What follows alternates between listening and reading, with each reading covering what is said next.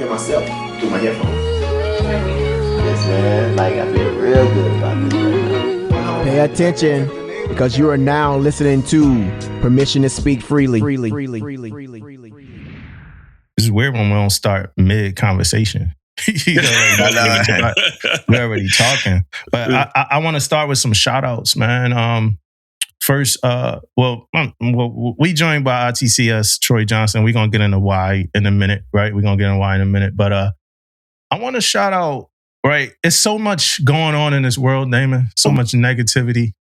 Bad news stories and stuff, like for real. And for the listeners, we probably 2 weeks away from the bad news stories because we kind of delayed with the episodes. But I want to shout out the people that find a good spot to eat at, wherever it is they live, man. And whoever come visit, whoever slide through, they bring them to that spot, man. You are a special person, and I'm saying that because I found a spot, bro. I found a spot. Little lunch break, me and one of the Chiefs went to it. Yeah, I don't eat burgers.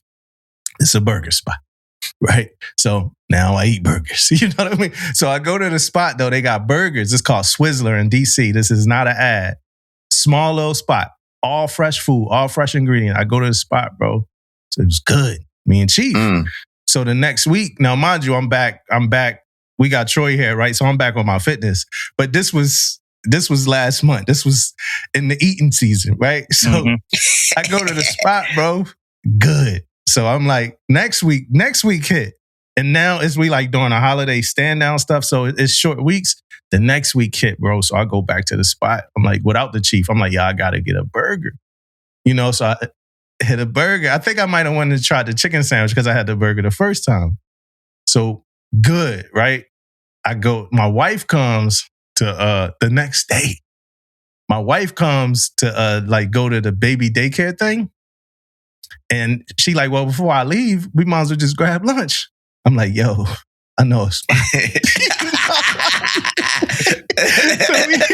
so we hit the spot and they had just put like on the door that they had chicken tenders, like brand new, like spicy chicken. I'm like, oh shit, they just added that. All right, I'm going to try it. You know what I mean? So me and my wife ate at the spot. Same thing, right? And when people find that spot, you watch other people eat so you can see how they respond. You're like, yeah, that shit good. So my wife had it. So next day now, I'm with the Chiefs. I think we about to, this like the day before we going on stand down. I'm with the Chiefs or whatever, and or are they going on leave? And they like, hey, let's do lunch. And we picked the spot. It was a healthy spot. The healthy spot is right next door to the other spot. So I tell one of the Chiefs, I'm like, yo, yeah, we about to go here, but the spot right there next door is fire, bro. You got to try it. Then the other Chief like, yo, nah, he ain't lying. He ain't bullshitting. It's fire. So then like we look at each other. They open the door to the other spot. We look at each other. I'm like, what y'all want to do? So then we go hit the spot, bro. So I went to that spot 3 days straight, bro. And now anybody who come, Damon, when you come here, we hitting that spot, bro. Troy, you come to DC, let me know. I'm going to tell you about that spot, bro. So yeah, so shout out to them. Long story short, you eat burgers again. Not no more. Until we look sporadically till we go back to the spot, bro. no burgers till we hit the spot, bro. She's like, yo, I don't even eat burgers. Damn. Hey, I'm with you though, man. Hey, I tell you one thing also, man, with the spots, man. So, I'm going to be doing some little traveling here lately, man. If I put on Facebook or I put on Instagram that I'm coming to your city, man, holla at me, man. Let me know the spot. Yeah. I need the spot, man. Just let me know, man. Yeah, me too, man. If I say I'm coming to your city, tell me something, man. Don't keep me. I'm tired of telling people I'm coming to there. Well, it was a time when I would tell people I'm going to their city and they ain't had nothing to say, man. This is a little different. Life's a little different now. Oh, you got to try this, you got to try that. I want to do a no shout. This now, so I did the shout out, right? I got some more shout outs too later. A no shout is to the people that whenever y'all do the crew lunch situation, they always pick our crew dinner, they always pick the spot close to where they live. You know, like, yo, I'm in San Diego, bro. You in Marietta. You know, I heard Destination was good, bro, but I'm not driving to Marietta to try that right now. Yeah, let's pick a neutral spot, bro. You know, so I want to do a no shout to them, man. Y'all ain't right. Yeah, then, I'm with you. My last one is my last real quick one before I get the rest of these shout outs and some corrections is it anything better? And it's a question of both of y'all, right? Is it anything better to getting plans canceled on y'all? Right? So let me say, is it any better feeling than somebody canceling plans on you, right? So this one I'm gonna give a little example. You know, it could have been months in advance, weeks in advance, days in advance, but one of the friends, them and their wife or whatever, they want to go out, do something, you know, and on a Saturday, probably at like 6 p.m. You know, Saturday hit, you know, and you done went to the gym, you done made breakfast, you and your old lady. If you're married, if you're not, you chilling by yourself. But if you're married, you and your old lady, y'all chilling now. Y'all done found a good show. Y'all really don't want to go out. You know what I mean? You're really only going out, you know, for the culture. You know, and then that friend hits you up like, yo, you know, and they probably was in the same predicament. Same predicament, bro. And they hit you up like, yo, look, the baby, like we realized we couldn't get the center right situation. Is it any better feeling? I think that's the best feeling in the world, bro, is getting plans canceled. I don't know. What y'all think? I take, hey, from me, man, I will say this. It's way easier now for me. Yeah. When I was younger, man, I probably wanted to go out and wanted to go to blah, blah, blah. Now, bro, as in my new age right now, bro, man, cancel that thing. I might be the one that's doing the canceling, bro. You know what I mean? Like, I ain't gonna lie to you. But you're right, though, man. I'd rather chill at the crib, man, and be the bartender and be everything right here at the house, man. You know what I mean? Yeah. How quick you put the comfortable clothes back on? How quick you put your comfortable shit? Straight to the room. Straight to the room, bro. And my wife is just like me, bro. She comfy clothes. Boy, she jumping them clothes quick, bro. I never took mine. I never changed. I never took them off. I am a last minute dude. I promise you, I will stay in the bed 15 minutes until I have to do something. I would keep them. I'm actually praying. I'm staring at the phone like, please, like please cancel. You ever like hit somebody up just to check, like, yo, you still with the weather the way it's hitting, y'all still thinking about it? Like, you ever do that? I've definitely done that. Yeah, we still. You be mad as hell. Like, yo, you still, bro. Yep, I've done that. Man. I've done that too, man. I do it a few days in advance. I'd be looking ahead. I'd be like, hey, you know, the weather looking kind of bad.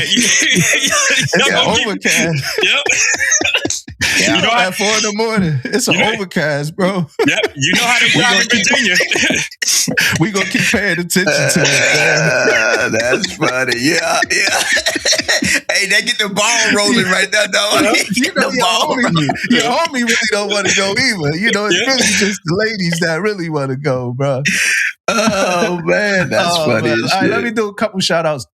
Legendary 30. I want to shout out Legendary 30 just on the strength that like all the AP stuff is quality, man. If anybody, you know, ever bought anything from Legendary 30, especially as it progresses, but even when he first started putting stuff out, super quality, right? Super duper. I got on a Legendary 30 sweatshirt right now. It feels just as good as anything else and better than some other things. So everything be stitched, tags, good Legendary 30 tags come with the everything, man. This is great stuff, man. So keep it up, man. And it's GOAT gear, and it ain't hard on the eyes, man. You know what I mean? And I could wear it outside. People like, yo, what's that? Where you get that from? So everything that AP been putting together for Legendary 30 is tough. So I want to shout that out. I also want to correct the record on I was talking a while ago about the Bump Serum, right? And I was saying that Respected Roots did the same thing. Respected Roots don't do the same thing. That's for like beard, like actual beard treatment, right? So as it stands, the Bump Serum is the only brand that I know that does that for PFB. And I hit up, I DM'd Charles the other day, like, yo, I need some, bro. Like, yo, I need some more, bro. I need some more Bump Serum. And he told me same thing. Couple people hit him up and some other stuff that I can't share about it, but hopefully some big things on the way for the Bump Serum. But if y'all feel like my review wasn't amazing on it, hey, I'm trying to get some more. You know what I mean? It ain't an over the top review. That ain't who I am, but I need more, bro. Like, that's all I want to use now. You know what I mean? Like, my bumps then came back. You know what I mean?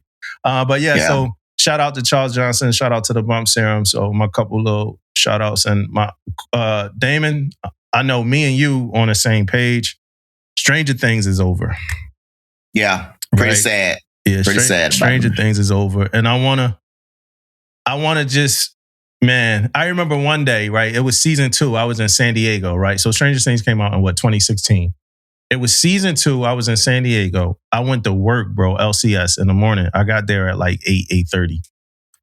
People had already watched the damn whole show because it was 8 episodes. So people were coming. The show just came out that day. So show premiered that day. People had already watched the shit. You know? Like, they was already done the show by the time we got to work, bro. So that was the chokehold that Stranger Things had people in for years and years and years. I want to say, like, this was the worst season of the show. But still, to me, it was good. It just wasn't as good as any other season. And I think that they ended the show the way they should have ended the show. So everybody thinking there's going to be another one, or it was Vecna's magic and all that. No, it was the last episode. And I think they sent that show off the way it should have got sent off. So yeah, for me, man, shout out to our, last 9 years of Stranger Things, man. Good job, people. Yeah, good job, man. I want to throw a little shout out to the cast, and then also the people who dressing them, man. Like, you know what I mean? Like, if you talking about old school dressing and how the haircuts was and the hair and all that stuff, man, they was doing a great job, man. Except old boy. Except the young black. I don't think we ever the young brother, man. I don't think we was ever had haircuts like that, bro. Like, I don't know what the hell was going on with old boy head, man. I wanted to email some people about that, man. Like, they had my boy looking rough, man. But other than that, man, hey, everybody did a great job in Stranger Things. I do agree with you, Dumbo, with the last season being the worst. Not that it was the worst because of what was going on. I think it was the worst because they was trying to end it. It was ending. You know what I mean? And certain things was happening. When we was in the middle of the seasons and stuff, man, there was so much shit going on. They had us on our seats the whole time. But at the end, we kind of, in a way, I kind of knew what was happening.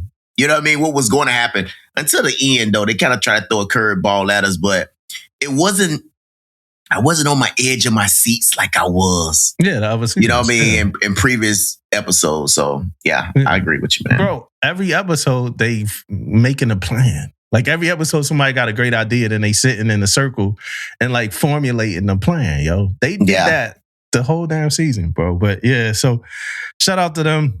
And then we've been getting a lot of, so we put out a short about Sell of the Year request. Sell of the Year grading sheet that was recently released.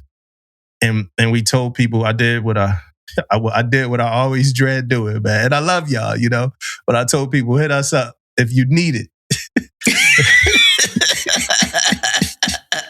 People needed it. Yeah, brother. So they hit us up.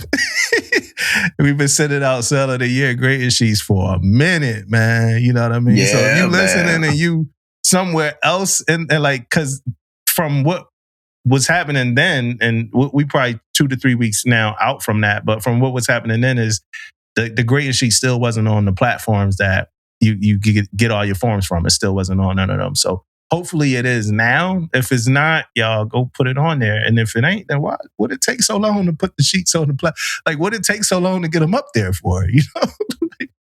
Get them grading sheets up there.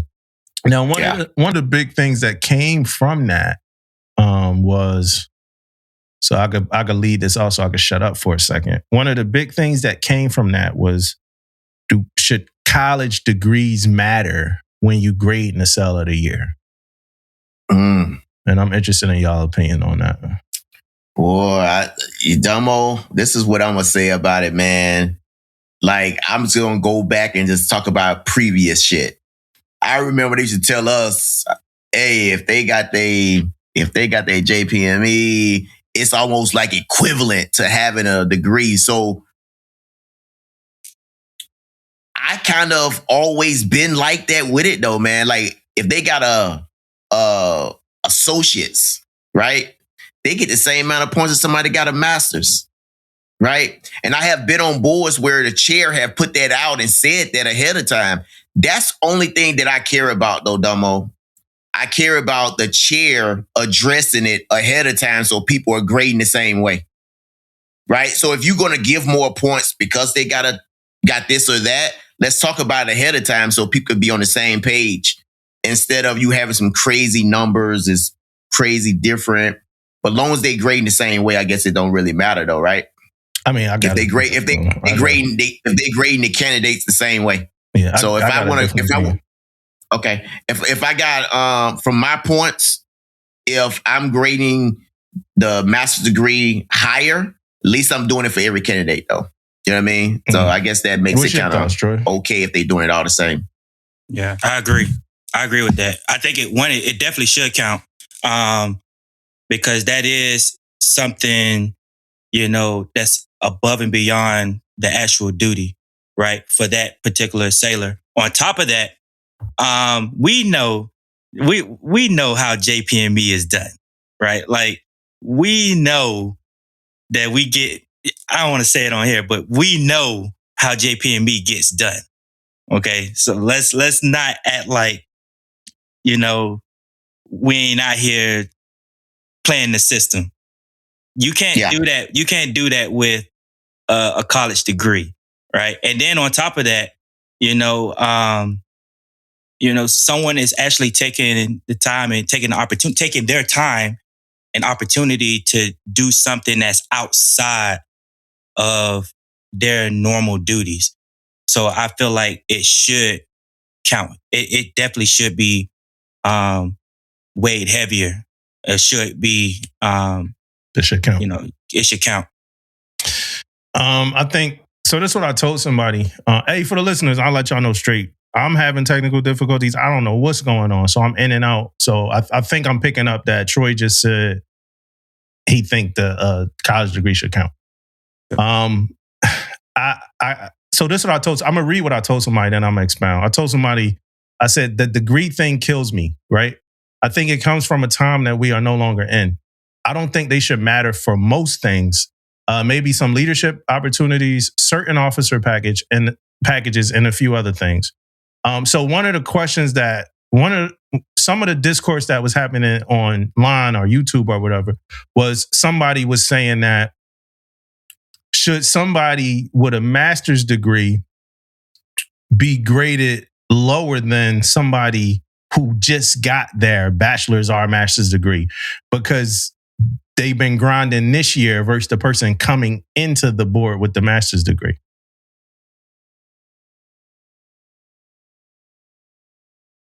Oh, that's the question. Oh, okay. Hey, are we talking about for? Oh, yeah. I think. Oh shit. So you got a master's degree. You got it 4 years ago. Yeah. You up for seller of the year this year against somebody who just got a bachelor's degree. Should your master's degree that you got 4 years ago outweigh this person that just got their bachelor's degree within the grading period? No, I don't think so. Because we're talking about time frame. So within a period, and I feel the same way about evals. Like once this, let me stay on course. Period. Sailor of the year, right? There's a time frame. How you perform during that time frame, what you done during that time frame, is how it should weigh out, not what you did prior to. I agree. Yeah. So only if you got a degree during that time frame. Yeah. Correct. If you don't have a degree during that time frame, it should not matter towards your Cell of the Year board. Yes. Yeah. And only if you got a degree, right? Not if you got credits, if you got school stuff, just the degree. No, I think you should be able to anything that you did during that period, whether you actually obtained a degree or you got so many, credit hours in advanced education, you should be able to utilize it within that period. So if you have a master's degree and somebody don't have a master's degree, you can't edge them just off the fact that you have a master's degree, right? Correct. Yeah, I think we should relook at these degrees. My own personal opinion. I don't know that they should weigh as heavy. What y'all said made a lot of sense, and it made me think about something when you talk about if it's only during a reporting. Because somebody was in the comments and they said, "Hey Joe, why is somebody getting education points for a degree earned out of period? Somebody comes in with a degree, they're above the shitmate that's been grinding and hasn't, right?"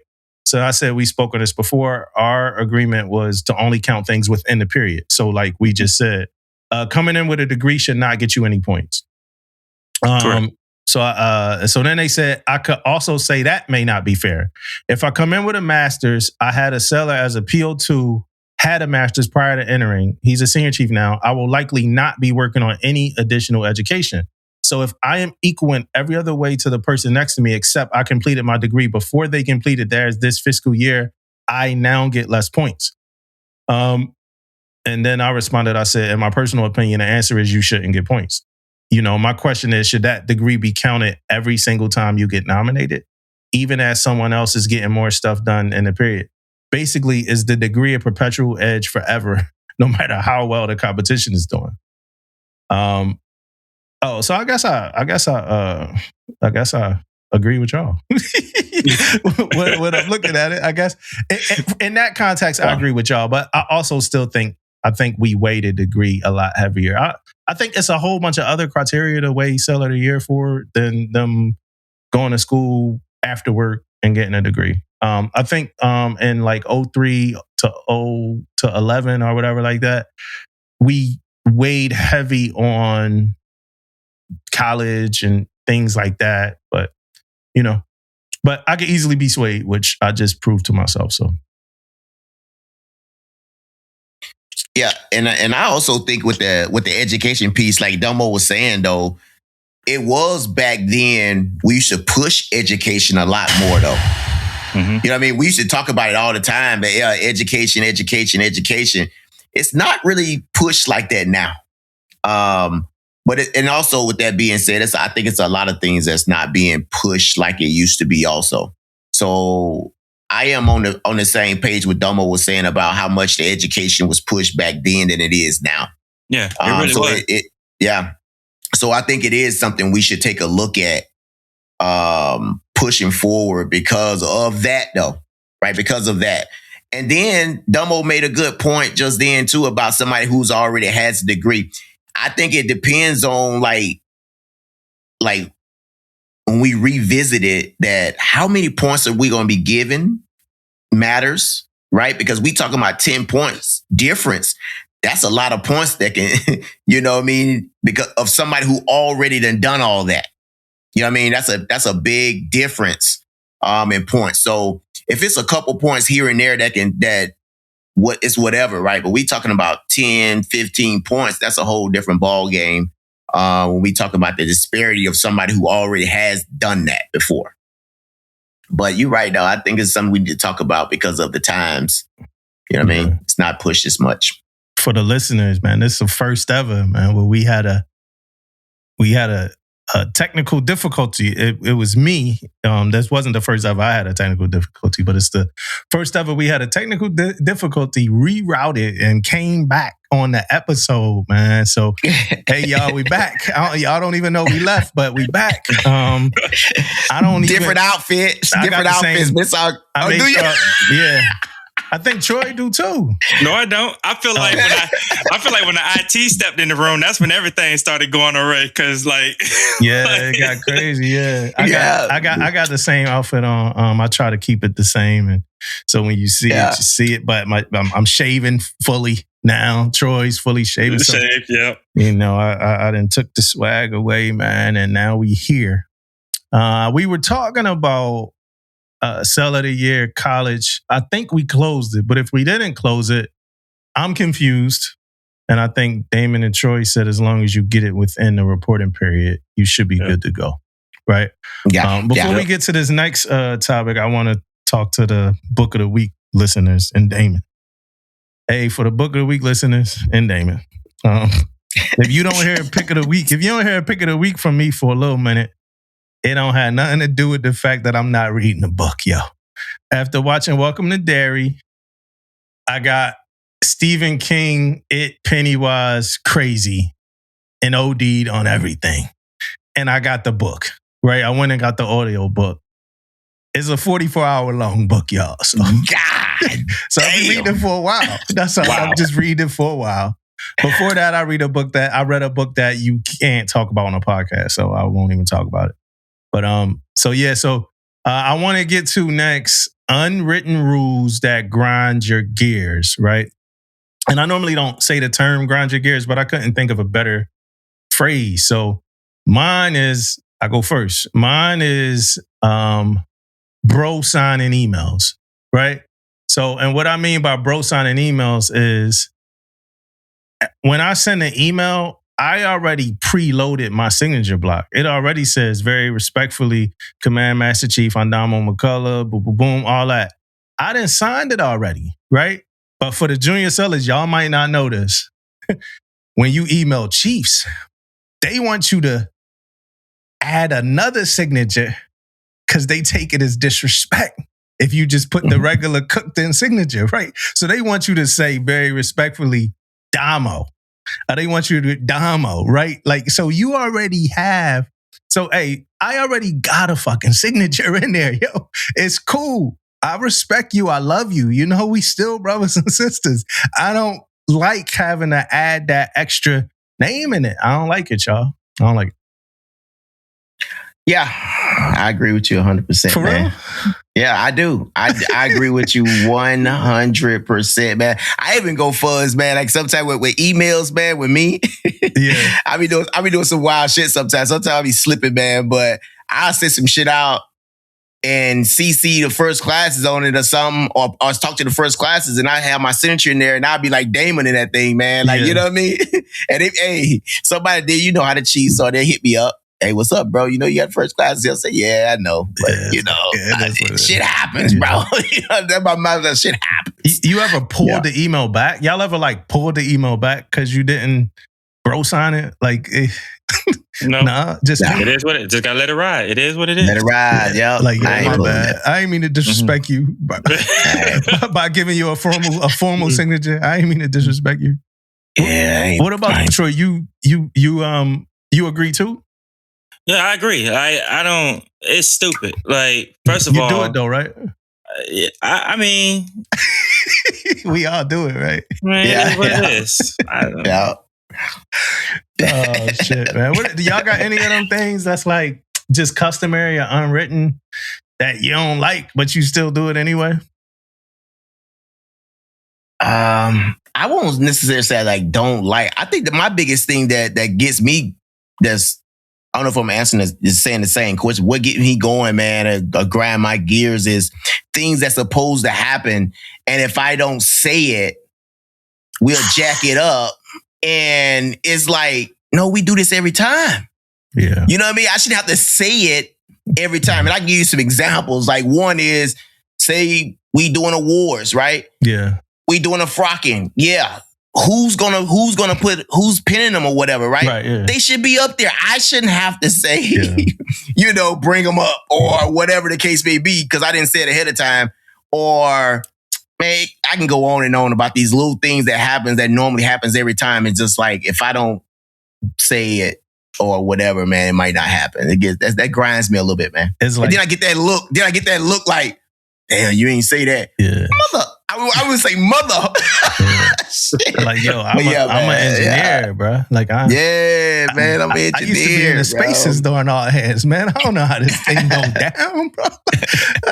Man, I was at like a while ago. I was not that long, y'all, but I was in a retirement or something for somebody, man. And my boy was an MA, but he used to be a BM. And I think I might have talked about it on this, but I was so happy he was there. Man. Now, it was a change of command for my CO. It was a change. And I came back. They're like, yeah, CMCs, we supposed to be in charge of the ceremony and all that. My boy used to be a BM, man. If he wasn't there, bro, I don't know what this thing would have looked like, bro. Like, and I'm like, yo.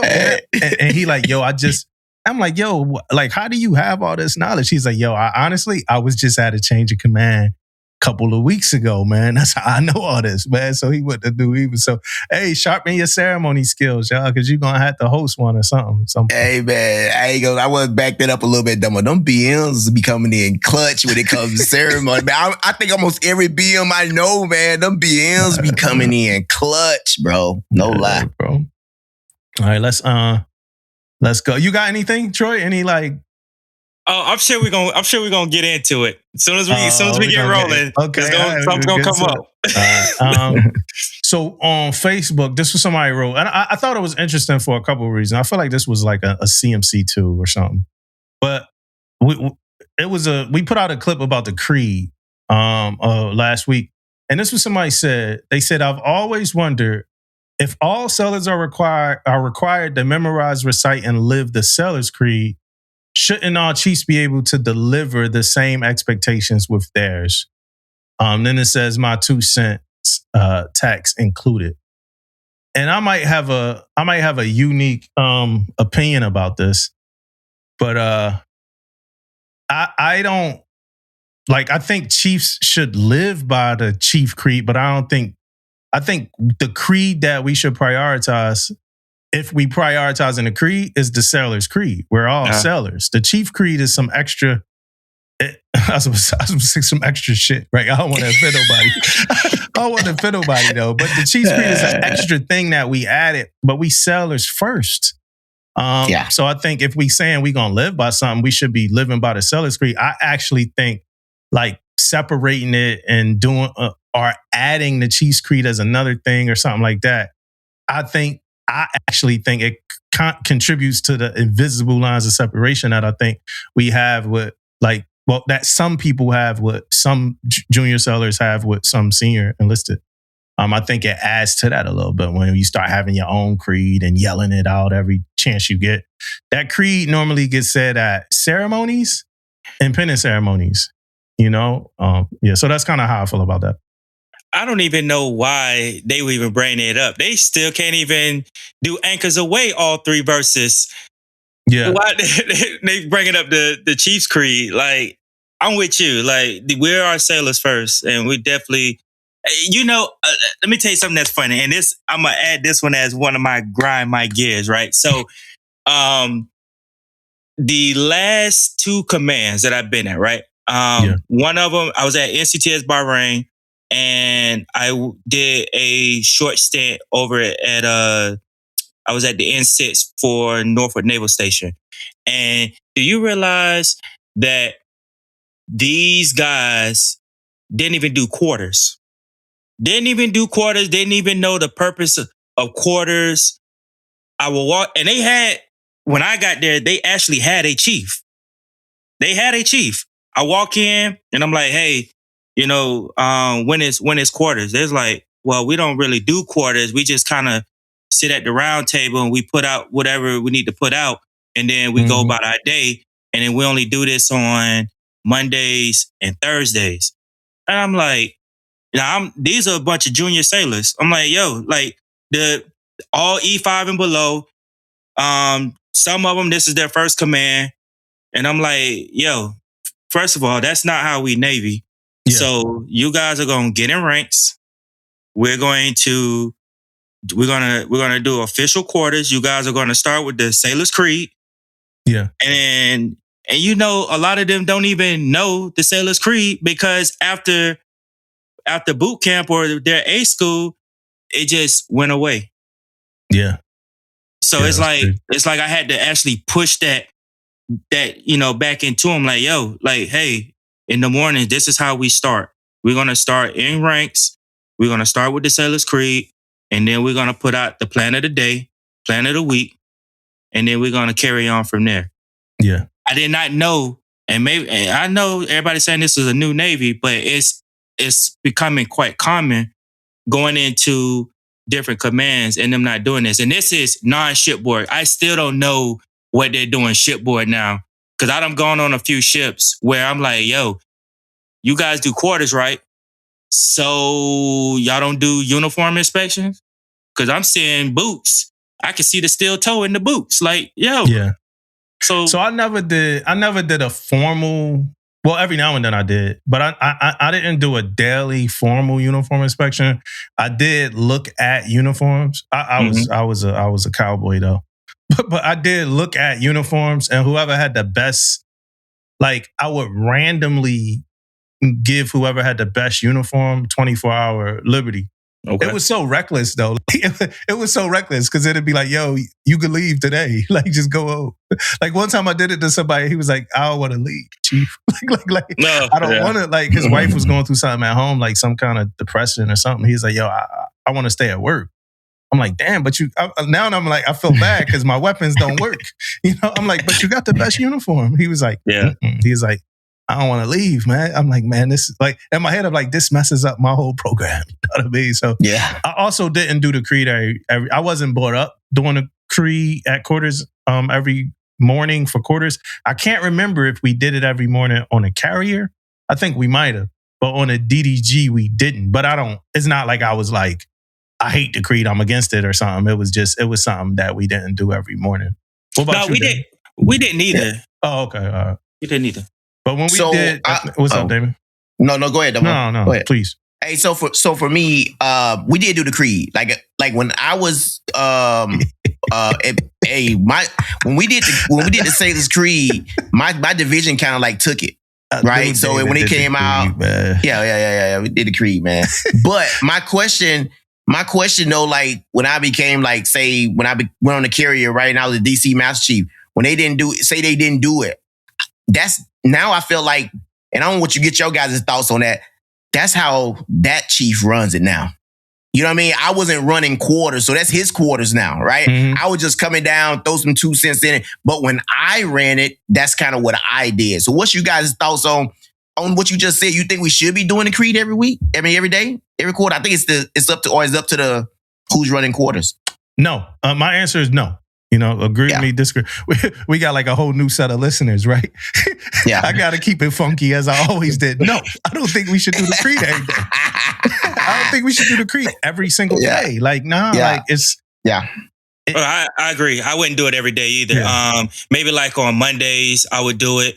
Especially like, it's one of those things that we have the junior sailors practice, especially for like sailor of the quarter, sailor of the year, stuff like that. So I want them to kind of have that ingrained. And then of course, that's just something we did during, the season. That's something that they put out there along with, Anchors Away. So I try to keep some type of repetition, so that it's almost, automatic for them. Yeah.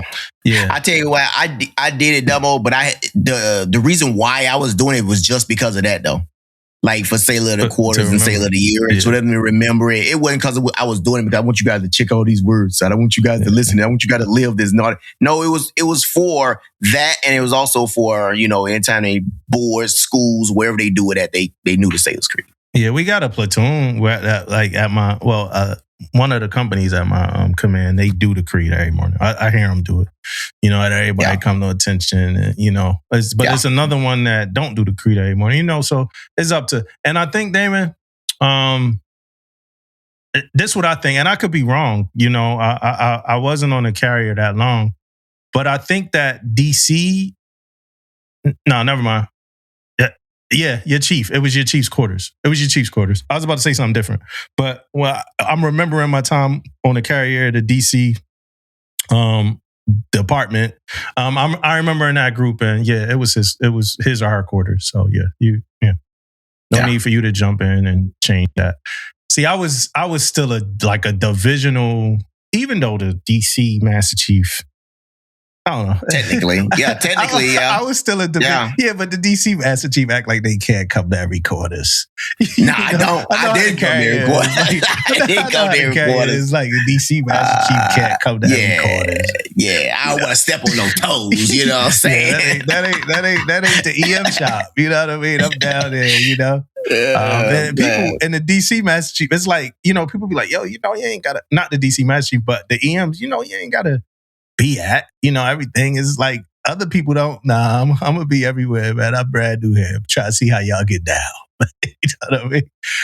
Let's talk logic. Hey, for the listeners, I'm interested in what y'all think about the creed, man. Like, what do y'all think? Do y'all think that it should be repeated every day?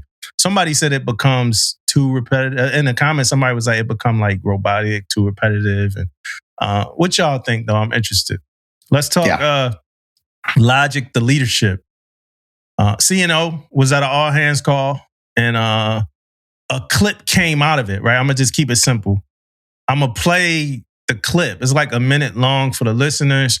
And then we're going to talk a little bit about it, what it means.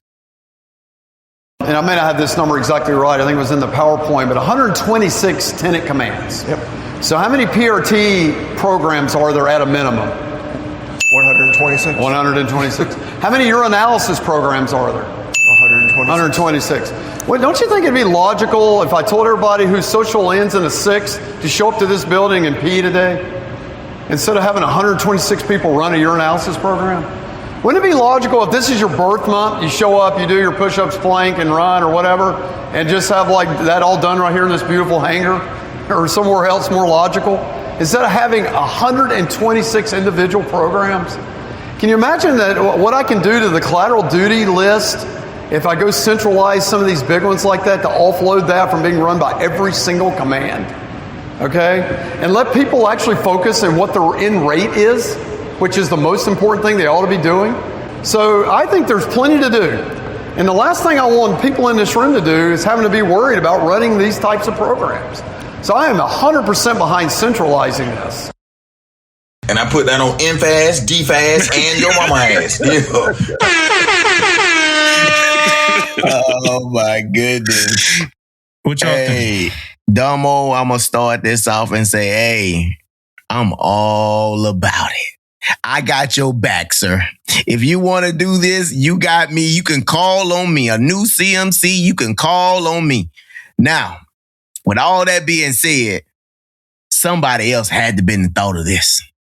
Right? That's kind of what I'm at, man. Like somebody else had to been in thought of this, came in and got some roadblocks or something, right? And it didn't happen. We cannot be right now in 2026, the first time we ever thought about this. So I think it's some roadblocks there. If somebody out there know about these roadblocks, or if it was some roadblocks, let us know. But it had to be some. It's too, like you said, it's too simple to do that, right? It's not simple. It's not that simple. Okay. Well, I'm gonna hear Troy out, but it's not. Yeah. It's not as simple as it sounds in a way, right? It sounds great, right? Yeah, sounds great. It's things you got to think about. Because I brought this into a group of officers, and they rattled off about 100 things that you will have to think about.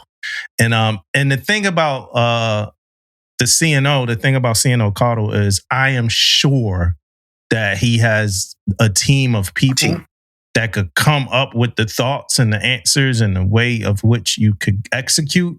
But there are things to think about. What's up, Troy? Mm-hmm. My main thing is the people that are in the room that are making decisions. How close are they to the people that's out in the fleet? Like when they come up with their ideas and they think about some of the decisions that's being made, how close are they to the people that's actually out there on the water? So I think, while you thinking, right, I think the CNO is a little tapped in. I think. How tapped in? I can't say. I don't know, but I got some data that makes me think he's a little tapped in. But that's all I'm going to say. And I'm only wondering because I mean, I like the idea, right? And I'm sure these were ideas that came out years ago. And I say years ago because there's been several times I've heard, hey, why isn't the CFL an actual rate? If the physical readiness is an issue, why isn't it one, either a rate by itself, or why isn't it a billet just like the CCS? Where the person, that only thing they do is focus on that and making sure that their command is, physically ready. That's one piece. Mm-hmm. But a lot of the decisions, I feel like, and I know we're going to get into it, but I think about this new policy and how it sounds good on paper. It sounds good where, you want your sailors to PT every day. You want them to be, doing certain things. But realistically, based on op tempo, based on their mission set, these guys that's actually out on the water, how realistic is that for them? Can they actually do that? So I think the ideas sound great, but who is it tailored to? Is it tailored to these guys that's out on the ship, or is it tailored to the people who go to a building every day? Yeah, I mean, even the building every day is some questions, right? The ship is even more questions, right? So let's say you running urinalysis.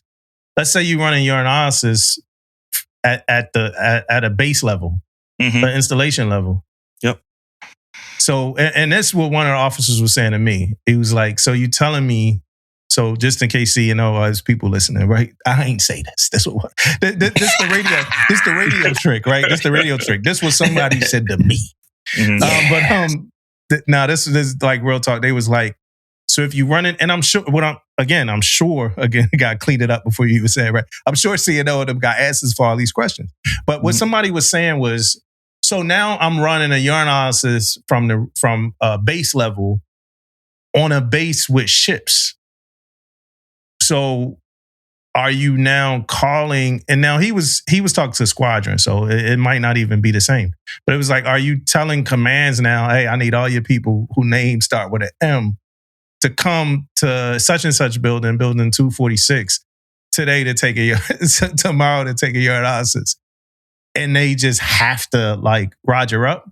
And that sounds like I can hear somebody saying yeah, they can fucking do it. But it's so much, yellow tape and just doing that, right? So much yellow tape. Some of these, so now it's urinalysis. So now you telling people they got urinalysis. And if you call urinalysis, the way it's written in the instruction is that you have to show up at, that place that is supposed to happen at, and don't leave until such and such, right? So now it's like, are we putting them in duty vans and taking them? And again, all this stuff was brought up to me by somebody else. But it's like, are we putting them in duty vans and taking them to the location? Is somebody from the command at the location making sure they stay at the... So it's a little bit more in depth than, again, the great idea. And like I said, I'm sure CNO and them are thinking about secondary and tertiary kind of effects. But if not, I'm sure that they can reach out to their COs and everybody else to get a lot more feedback on this idea. And on the surface, what you hear is killing collateral duties. And a lot of junior sailors, it sounds great, right? A lot of junior sailors, and even some of us, it sounds great to kill collateral duties. I think it would be really good to kill some of those ancillary collateral duties.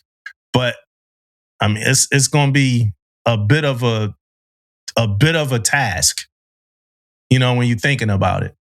I like the centralized CFL shit. I like having a CFL that's not a part of the command. It get rid of a lot of nastiness to me, right? So I like having a CFL but again, now you need multiple. You need a rate established. You need facilities established. Unless they're going to be operating out of the gym, but it's things you need in place for all of those things. So that's. I'll tell you what, hey Demo, just one more thing about that. When I was at CNSP, right, TMIT, it's a lot of encodes there, man. It was only one UPC. Yeah. Right? It was only one CFL. And it was I don't know how many, but it was a lot of different encodes there. And when that NPC, when that list came out, some people was on Waterfront, some people was in North Island, some people was all over the place. But when that list came out, you had to have an excuse why, and your excuse had to be somebody was like I don't even know if leave was an excuse or not. You know what I mean? Leave better be an excuse. I think leave would probably you had to be like on leave or somewhere like that's the only excuse you had.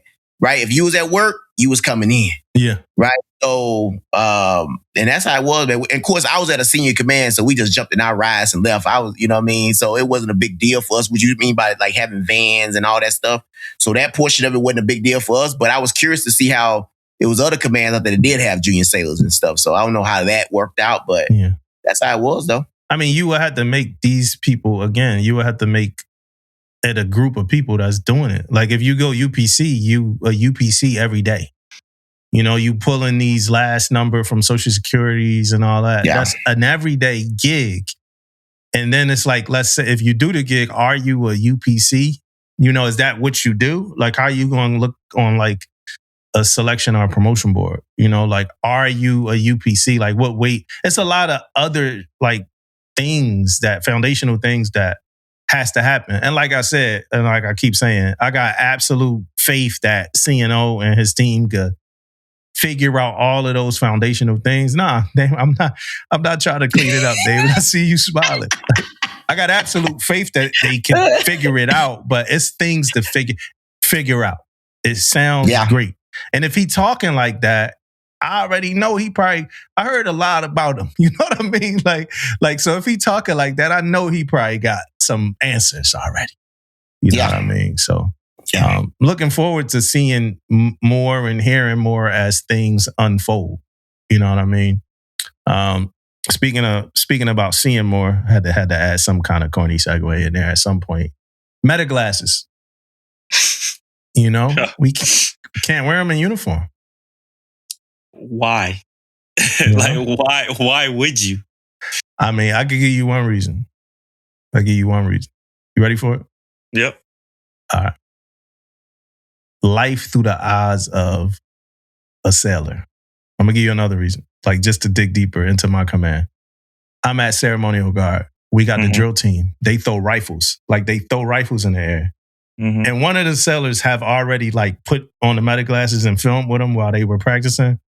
That shit there looks amazing. Like just watching it from his point of view, the rifles going up and the whole team out there doing all that, it looks amazing. And a lot of things that sailors do from like our POV, nobody have seen it before. Like what we see from like our POV, whether you like climbing up the mast, are you working on something on a yard arm, or you down inside of an engine and all that. So I think that's what it would be cool to have them for. I know some people have recorded conversations with like senior leadership and stuff like that, but it would be cool to have them for like fun shit.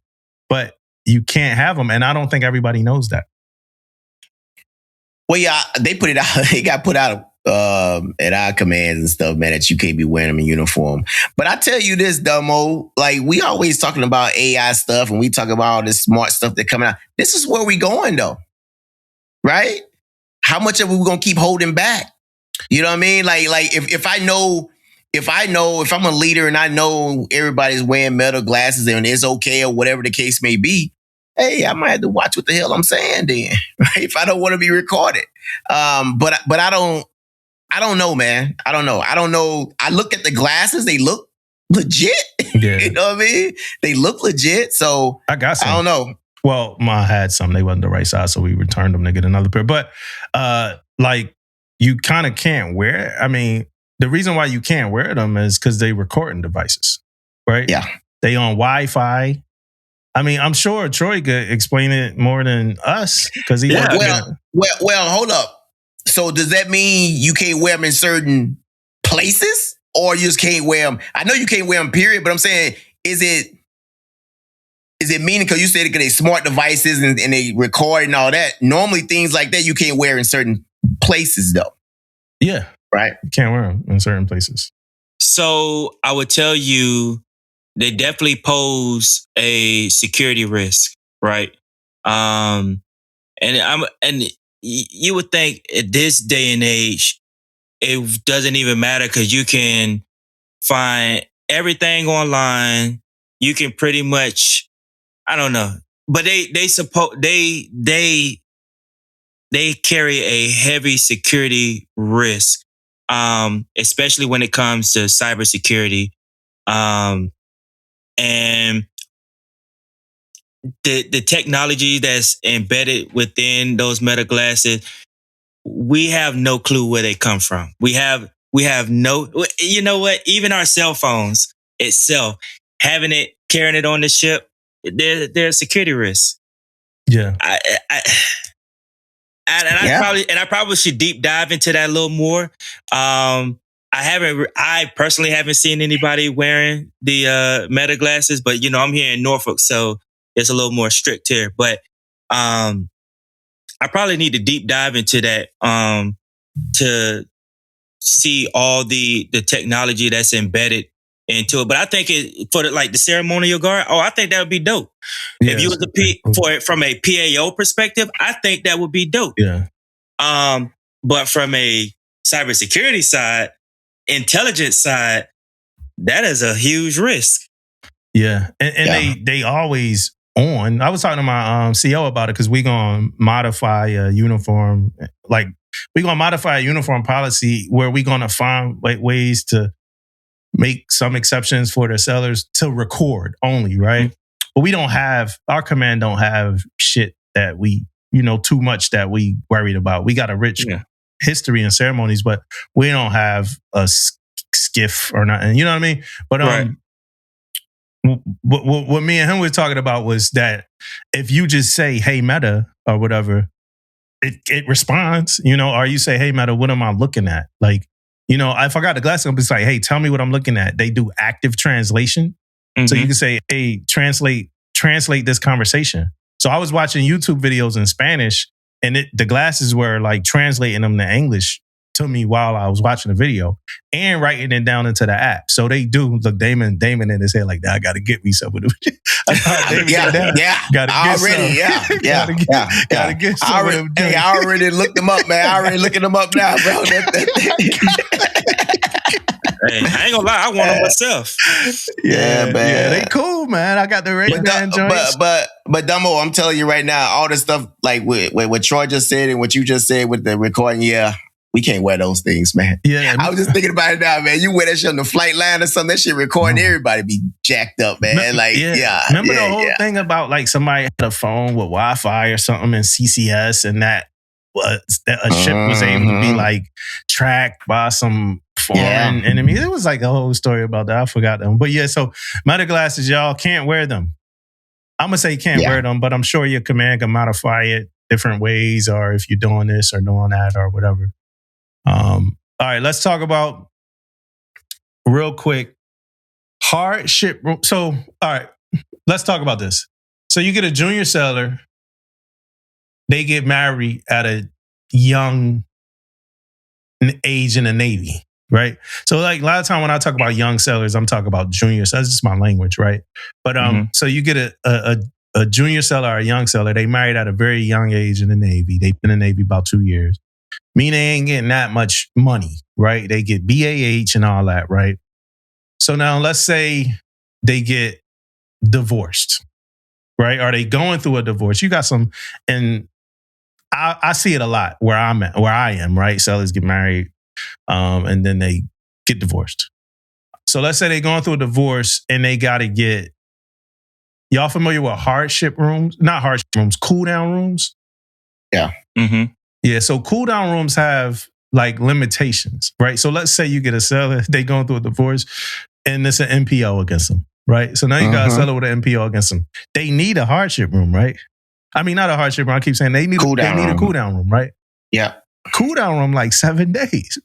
Yeah. They like, yo, you got it. It's an MPO against you, man. Figure this shit out in 7 days, man. You know what I mean? After 7 days, you're in the streets, man. Like it's nowhere for you to go if it's nowhere for you to go, right? Hopefully, the people that get a cool down room will work with you and figure it out, because the seller can't afford to live anywhere else at the time, especially if they paying for housing or whatever like that, right?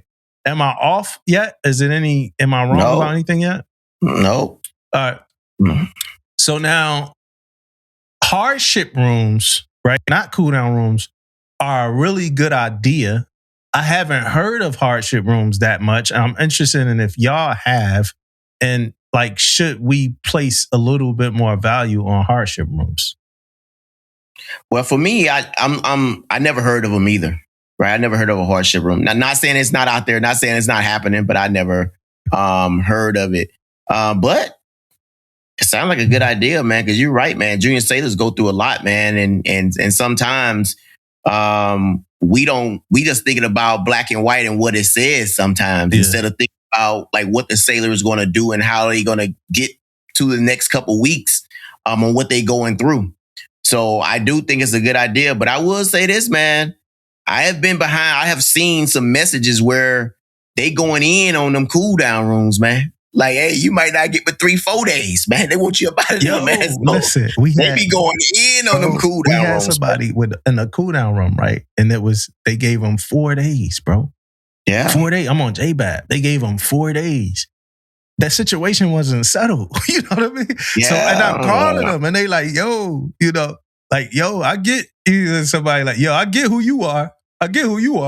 But I'm the dude that's telling you that they can't stay. You know what I mean? Like, I understand who you are, dog. Congrats. Like the dude told me when I was trying to go MC. But I'm the dude telling them they can't stay. They got 4 days and that's it.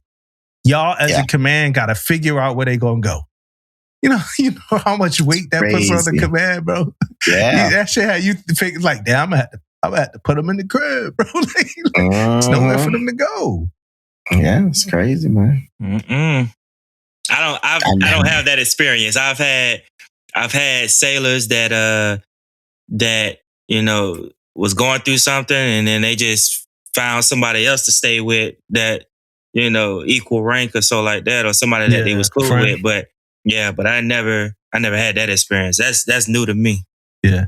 In my opinion, they shouldn't even have to find a friend. I know they do. Yeah, you're right. You're right. They do, you're right. But you shouldn't have to. Dumbo, do they be coming into the conversation too, man? Like you talking about trying to get them a room, trying to get them a cool down room, and then you start asking, "You got a friend?" That's crazy, bro. That's crazy work, man. It comes in a conversation. Yes, that's crazy work, man. I had a seller once be like, "Yo," I'm like, "Well, what's your plan?" And they like, "Just give me to the 13th." I'm like, "What you gonna do on the 13th?" All I need is to the 13th. You can't tell me that. Like, I'm not gonna like allow you to just live in your car. And there are sellers who went through divorces and shit like that and lived in their cars. You know, especially if you're not on sea duty. That's easy. You pack your shit up, you go on the ship. You go on the ship, bro. Like, that ship life is good. Yeah, I'm gonna just knock that out when y'all leave, bro. I'm gonna knock that PA myself. Be watching movies in the office. I'm knock that. But what about the ones who can't do that? Yeah. Yeah. Facts, man. Facts. I don't know. I just found it. I just found that like pretty interesting. Oh yeah, no, it's good, man. That's good. Hey, we was talking about. I know we've been talking about AI a lot, man, because AI taking over. So we've been talking about it a lot, right? So I just posed the question, right? Is it time for AI to take over advancements in promotion boards? Oh, it's coming. It's coming. It's coming. So if you guys don't mind, is it any advantages what do you guys think the advantages of it and maybe a couple disadvantages of doing it? Man, what you think the advantages and disadvantages are? Don't just punt it to us. What you think, bro? Double trying to get it. Hey, I know. I'm trying to play it, bro. What you think, bro? Hey, be honest. I think it's some advantages, man. I like it. I like it because I think it takes out the human factor. That's the only to me. That's one of the biggest things I think about is taking out the human factor. Ain't nobody thinking about this. You ain't thinking about that. And you got to go. I don't have to worry about somebody who can brief the best. who's good at talking, you know what I mean? Who's good at stand up selling sailors. I don't have to worry about that. And I have heard horror stories about that. I could be wrong. I have heard, though, horror stories about briefers. So I don't know. But I think that takes out all that, something you don't have to worry about.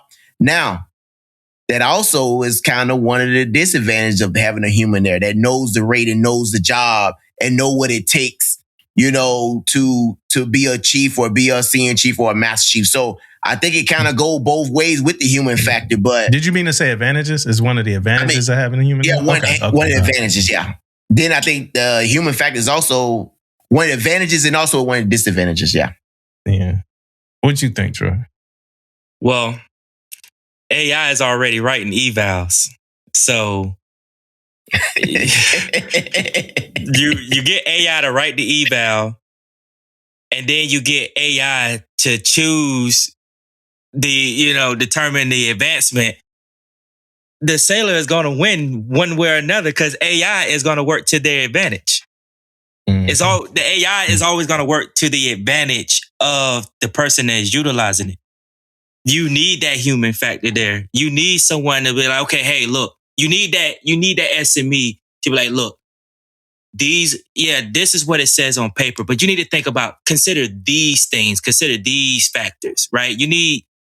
AI is just going to give you ones and zeros. You need somebody to give you like logic, experience. Yeah. Hey, I'm going to give a shout out to Josh Mackey because I know his ears perked up already listening to this segment, right?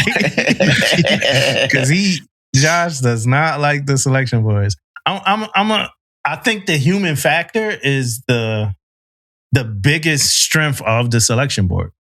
It could also be one of the bigger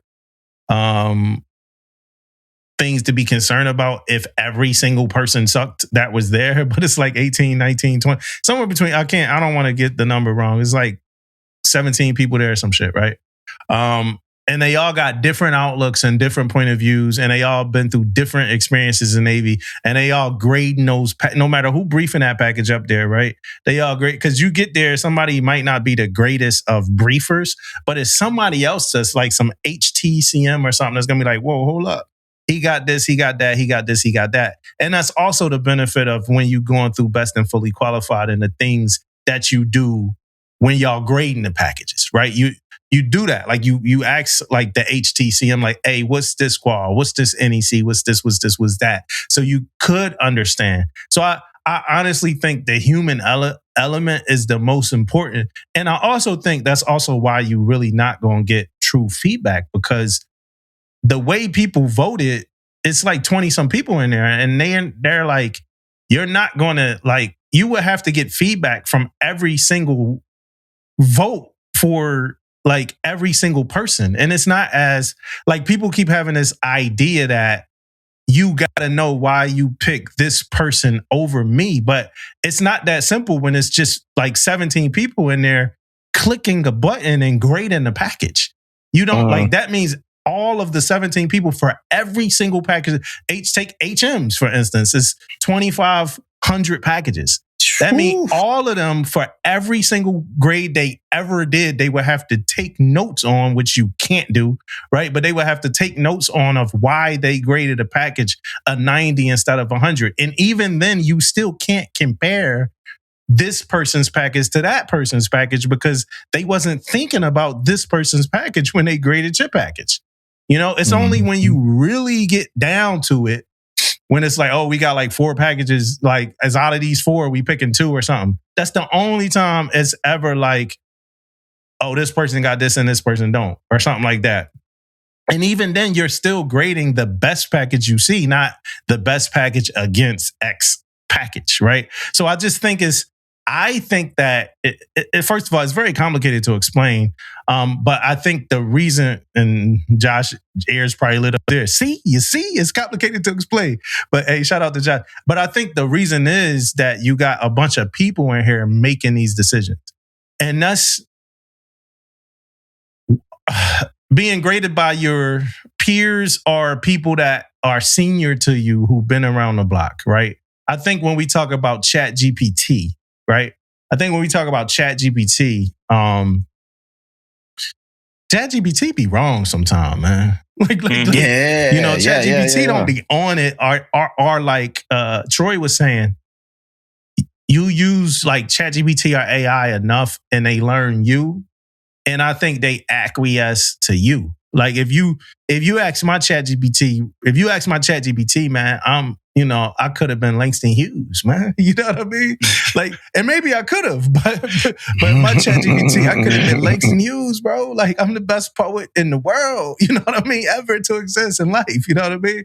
So, and so you got to understand that part too. It gets a sense of bias when you ask ChatGPT. So they would have to figure that out. And then I think, people gonna have problems with that. They just running them. Remember, what was it? Seaway? Was it Seaway? That it was like an algorithm, no, that was PTS, right? Perform to serve. Yeah. Yep. Remember how people felt about that? Like, they just put in my name in a computer, man. Like people were getting kicked out the Navy off of PTS. That was pretty much AI, bro. I mean, what's the difference? I feel like when I review a package, when I look at a chief package, that package tells a story, right? Even before I even get to the evals itself, and I'm looking at the ESR and the PSR, this is how I talk to first classes. Like, hey, when I look at your PSR, your ESR, it's already telling me a story. Before I even look at your evals, before I even go through the weeds of what you've done, how it's written, the opening statement, closing statement, that's telling me a story. Will AI be able to tell that story, and then how you would fare at the next level without looking at the evals? Will it be able to tell that story, put that story together? I think AI put that story together in 2 minutes, probably 30 seconds. And it'll put a story together, but how would that story compare to your experience as a chief? Yeah. And when you put together the story based on what AI put together the story, AI is always going to make it look magnificent. But when you look at it and based on your experiences, based on the type of commands that sailor has been to, the type of duty that is done, how is it, how does your experience and the story that you put together compare to what AI puts together? Who would you trust, AI or your experience? Yeah, no, I agree with the experience. That's what I think is one of the biggest advantages we have, right? The experience and what we went through. But I do think that AI could help with the process, right? I think AI can put a product in front of some senior people and say, hey, this is what this sailor do, X, Y, and Z. But all that AI stuff goes back to what Damo said, that algorithm ain't good to go. If it ain't thinking the right way, it could be wrong. You know what I'm saying? It'd be messing stuff. Yeah, so you don't really know what you're getting sometimes, so you have to be checking it. But I do think sometimes it can put a product in front of you where you may not have to go through, I like the idea of maybe summarizing. You can, get a cumulative summary of, what this person has done through a period. Have they been challenged over that 5-year period? Maybe some statistical data on, how they have trended evaluation wise. So I can see that being a benefit. Yeah, stuff like that. Yeah. And then you still gonna have to dig into the evals and you're still gonna have to figure that part out. All right, let's get into what we came here for. Right. Yeah. We're about to lean heavy on you, Troy. For all real. right, let's be go. Quiet through. But my first question is, man, who's taking nutrition serious? We didn't introduce nutrition about X amount of years ago, right? And I just don't feel like the nutrition aspect has taken the forefront in this physical fitness program at all, man. I'm so glad you said that because I feel like that is the one thing that is always overlooked when it comes to these policies. Every time they make a change to the readiness program, the physical readiness program, it's always about the physical part or now, don't get me wrong. I like the changes that they made, right? Yeah. I think the changes are good, especially when it comes to the BCA and how we measure. But the nutrition is always the most important piece or one of the most important piece when it comes to the readiness, but it's always overlooked. I don't know how much more training you're going to give. You can give all the training in the world, but if your sailors, and I always refer to the ships because I feel like they're the ones that's, have it the hardest. If they don't have the nutritious food available, fresh fruits, vegetables are readily available. They might have fruit and stuff out on the line or out on the mess decks or whatever. But if they're not serving, quality food, if they're always in the ship store and the dunks, the machines and stuff is filled with monsters and sodas and high processed foods, they're gonna always go to what's available. Right. They're gonna always go and they're not taking the nutrition part serious. If the food is not good on the line, what do you think they're gonna do? They're gonna either go to raid the ship store or they're gonna, if they import, they're gonna order out, order pizza or go make a food run. So Yeah, hey, my take on the Dumbo, real quick on the nutrition. Back in my CFL days, even when we go to CFL school or whatever, man, even the nutrition portion of the school is small. Something we kind of go through real quickly, right? So my kind of take is that it's a portion that talks about it, right? But it don't get the same level as talked about as we doing PT, right? We doing mandatory this and mandatory that, but we never really talk about it. It's stuff in place though. Yeah. Like you can go to medical, like on a base somewhere and these programs are there, but we don't talk about those programs enough. One, I think we don't talk about them enough because we are operational commands and we need sailors to run commands. Yeah. That's one. Mm-hmm. That's one reason I think about it that we don't talk about it enough, especially when on an operational standpoint. But I will say that Troy, you 100% correct. We don't talk about it enough. But also with that, the sailors, I want you guys to know that it is out there though. It's information that's out there about nutrition and stuff from our nutrition teams at these hospitals and at these medical facilities. We just don't talk about them and get sailors over there enough to get educated on a lot of things. I agree. Yeah. You know what's funny? When I was over at when I was in Bahrain. In Bahrain, when they do chief season, they usually kind of come together, do it as a base. So I was out there with NAVCENT, and chief season happens in the summer.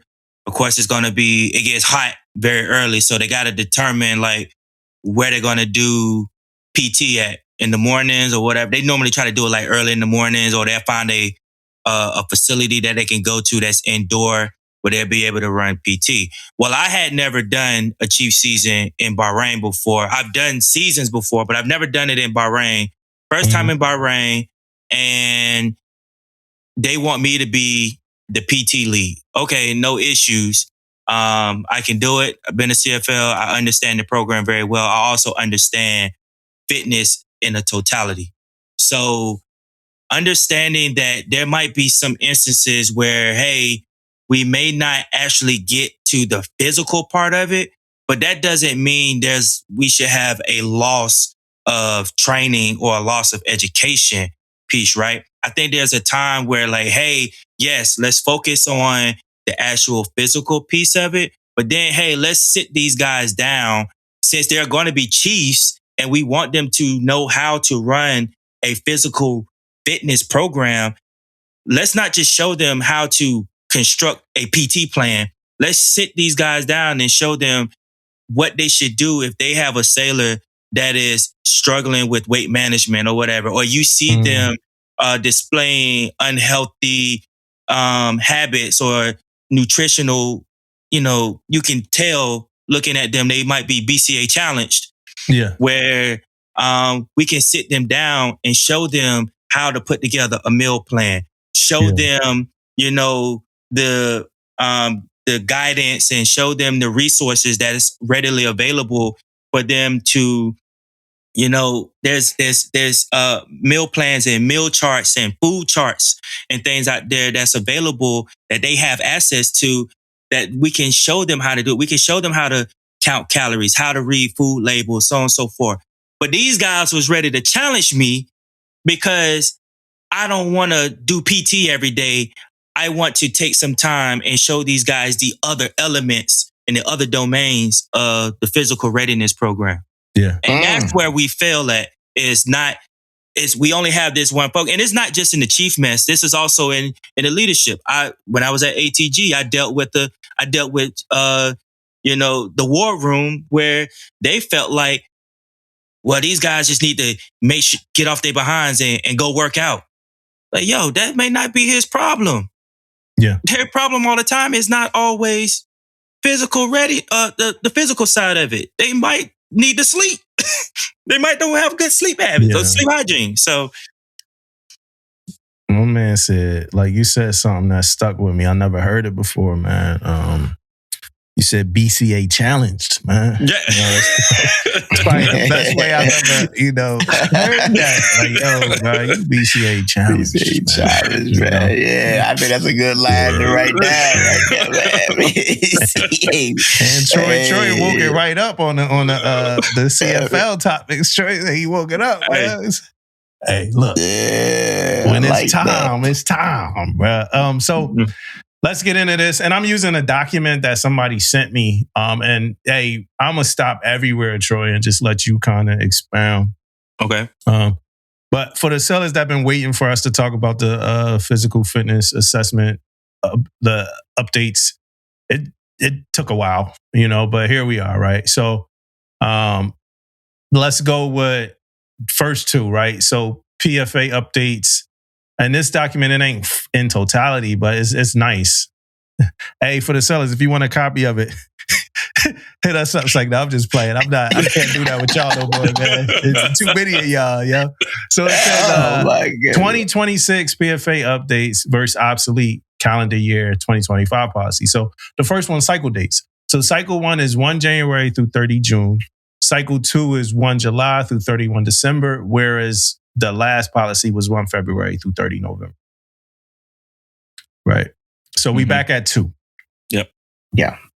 Right. Everybody back where it was at. Yeah. Back where it was at before COVID. Yep. Yeah. So like you gotta, more than one time a year, you need to be getting yourself in position to take a PFA, which is a good thing, right? Yep. I think it's a good thing. Yeah.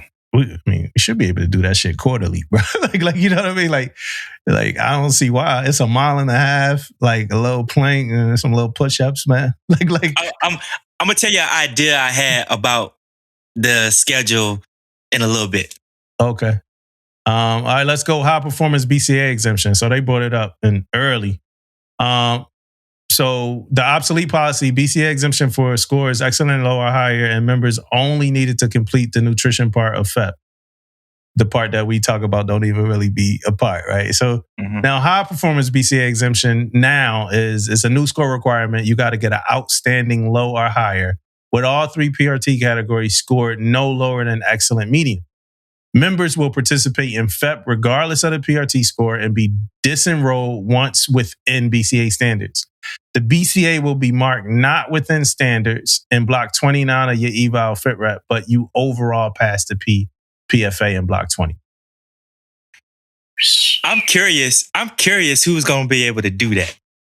I want to, like, if someone is actually able to do that, they understand this in the BCA, with the changes in the BCA, and they're able to get a high performing PRT, please hit me up. I wanna celebrate you if you actually can handle that. Like if you actually do that. Yeah. Why you say that? I've never seen it. Ever. I've been a CFL for over 10 years. I've never seen that ever. Now I've heard people say they've been able to get from the old way, they've been able to get an excellent overall with no category lower than a good low. I've seen that. Yeah. I've never, but these standards, never seen it ever.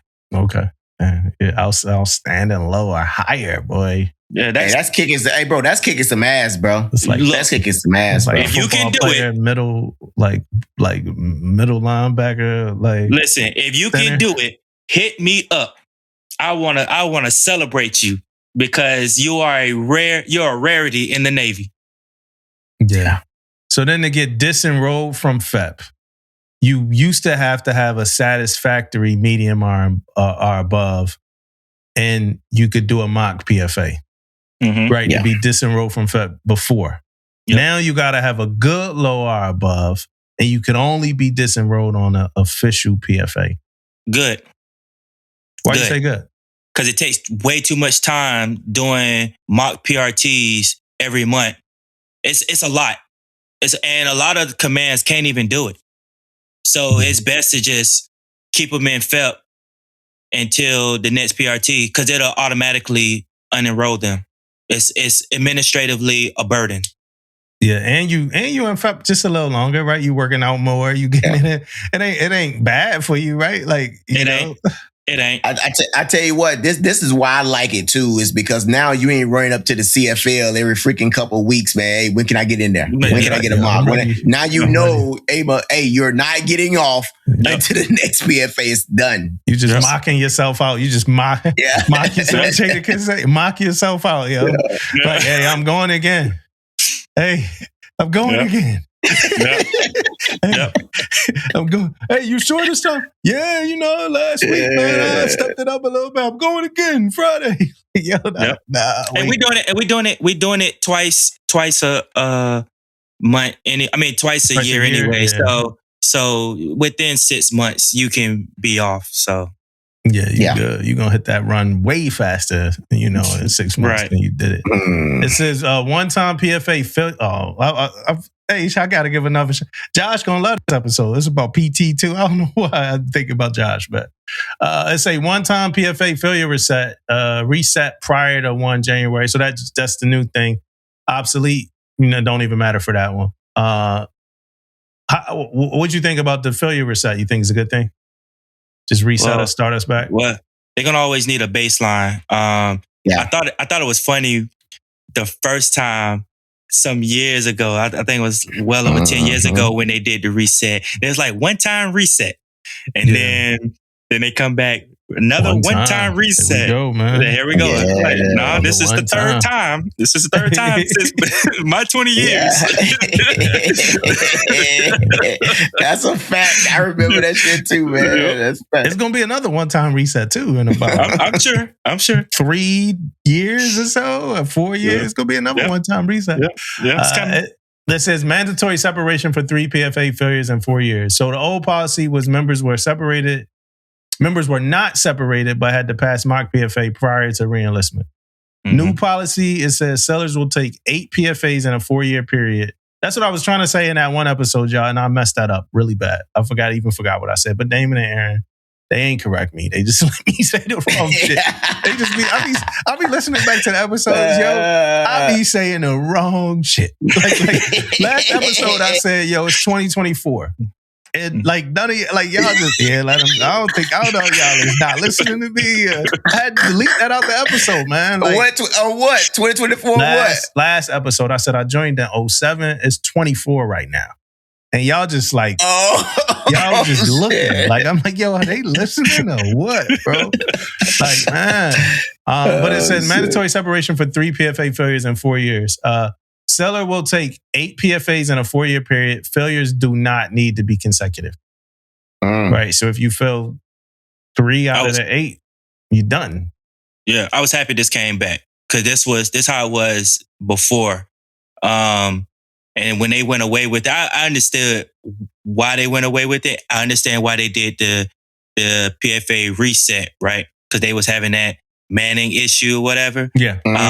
Yep. Which is why I'm with you, Damon. They're gonna bring it back. That reset is gonna come back again or whatever. But I do agree with the separation, right? This was one of those things I mentioned. Like, yeah, they need to bring back kicking people out. Yeah. After so many PFA failures, I'm with it. Yeah. Hey, Troy, I got. Yeah, I'm not mad at it. I like it. I got a question.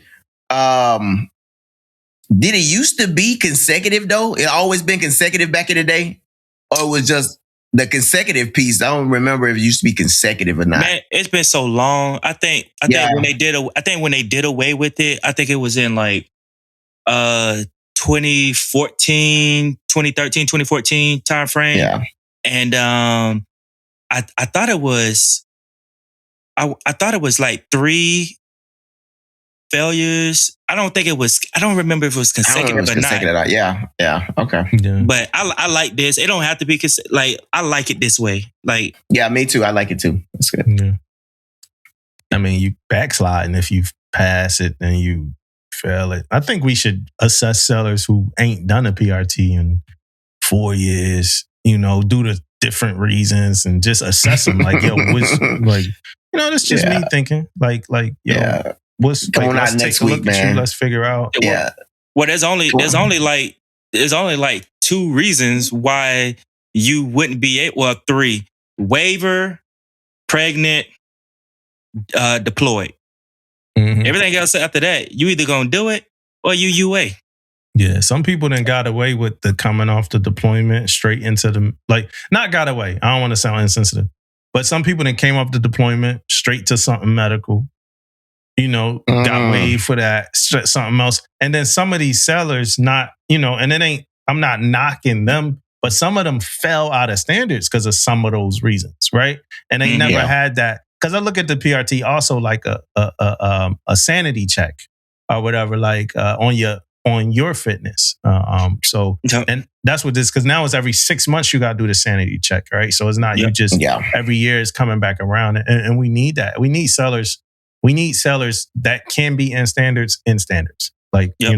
Now, do you remember this, Troy? Like it used to be a school you could go to. This was a long time ago. This like when I joined, and I keep saying this and nobody remembers, but it used to be, we had a seller and he was big. He was like, he failed or something. And I think he was facing getting kicked out.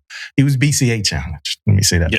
He was facing getting kicked out. And they sent them TAD for some time.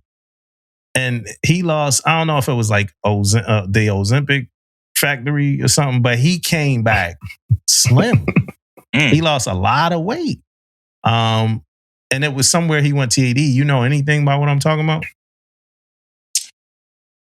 Where were you when this happened? I was on a ship in Norfolk. I was on a ship, Villa Golf. This was between 2007 and 2012.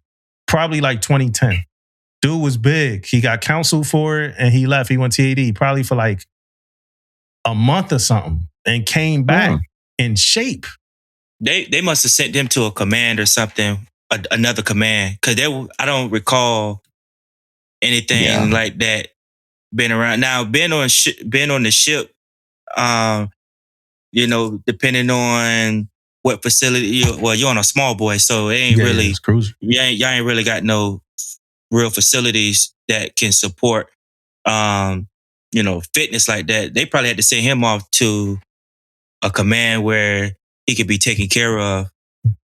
I can't think of any other place. Because they used to in a division, they used to joke, right? This is a over 10-year joke, but in a division, they used to say he went to fat camp, right? They used to be like, yo, he went to fat camp, boom, boom, boom. But I never heard nothing else about it. Don't remember nothing else about it. I was a junior seller. So, as a junior seller, you think you know something or saw something, but it's different than what you think you saw. But somebody would come hit me up. Just like I said, I thought I saw a rat on the ship, and somebody let me know you probably did. You probably did. Yeah. Norfolk. Yeah. During that time? Oh yeah, Norfolk, they was out there. I know when I first got to the ship, I kid you not, It was a rat coming. I kid you not, my very first morning. There was a rat right on the pier, and one of the FSA, they was carrying out the trash or whatever, dropped some food right there on the pier. Saw the rat go up to the food, and then it ran to the side and jumped in the water. I was like, oh shoot, the food here must be that bad that the rat committed suicide. Like it was Yeah, rat said no. It was there. Those rats was there. You're not lying. Okay. Hey, so PT integration to the workday. I love this personally. But again, I talked to some officers who know a lot more than me, and some of them got some issues with this idea. But it says commanders, COs, OICs will, bold and underline, integrate PT into every workday consistent with mission and operational requirements. When they put this out on I think it was the nav admin or something, they was like, hey, PT is a part of the workday. Just like, that shit was like, just like waking up, driving your car, getting to work, quarters, musters, training, instruction, inspection. I was like, they made sure they cover every dink study. They made sure they covered everything. It's a part of your workday, just like all those things, right? And I like it. What about y'all? I wish they had this years ago. Oh, actually, so they did. This was a thing. This was always a thing. The problem is it wasn't enforced. Yeah. It was always a thing.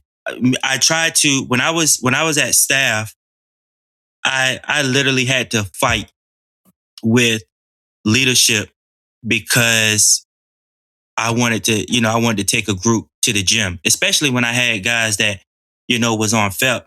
And I'm more of a group guy myself. I like the small group where we go out and I run them through circuits and stuff like that. But I was literally fighting with other chiefs and stuff because they didn't want to let me go do PT. Yeah. But it's in the instruction. So I like the fact that it's being enforced.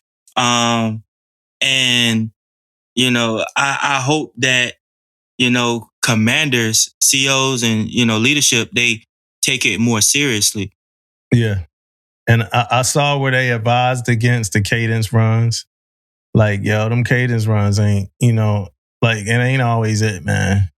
Don't, like, I like that, man. Like, just run, man. Just run. Yeah. You ain't got to hit them cadence runs. That's in there somewhere, y'all. But where I want to get to is, and I pulled up just for the listeners, I pulled up the 6110 real quick, right? 6110.1 Lima from 29 December 2025. And they give recommended physical activity guidelines for physical readiness, right? So it says cardio respiratory training, 2 hours and 30 minutes a week. So 50 minutes 3 times a week or 75 minutes 2 times a week. So that's an example of how you can add that into your schedule. Strength training, 2 to 3 days per week using a variety of exercises and equipment to work all major muscle groups. Neuromuscular training, 2 to 3 days a week, 20 to 30 minutes in duration with exercises involving motor skills, agility, balance, coordination, and gait. That's the word, gait? I never heard that shit. And natural or job-related movements. And then it says flexibility and mobility, 2 to 3 days a week. And then it says additional guidance for maintaining the necessary physical performance capabilities in combat arms personnel can be found in supplemental PRP Guide-4. So just for the listeners, all the PRP guides are updated and everything, right? Troy, do they have examples of like all of these different types of workouts already in one of these PRP guides or something? They have some examples, but that's what CFL school is for. CFL school teaches the CFLs the different types of workouts that we can do. They run us through different circuits. They run us through the NOFS program. They show us everything. So that's what CFL school, that's what it's designed for. It's designed to show you, give you those examples on how to run Command PT. It's going to show you the proper way to do your warm-ups, your pillar prep movements. Yeah. Then they're going to show you how how to design the workout program, and then it shows you the proper way to stretch and cool down. But the guys is not going to give you the full bit. Like a regular sailor is not going to be able to just open the guide and be able to run through it. And a CFL who hasn't been through CFL school is not going to be able to open that guide and immediately know how to run PT, group PT. It just gives examples. Yeah. Okay. Yeah.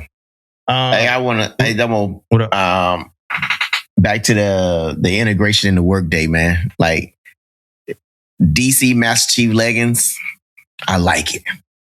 Right? In the workday.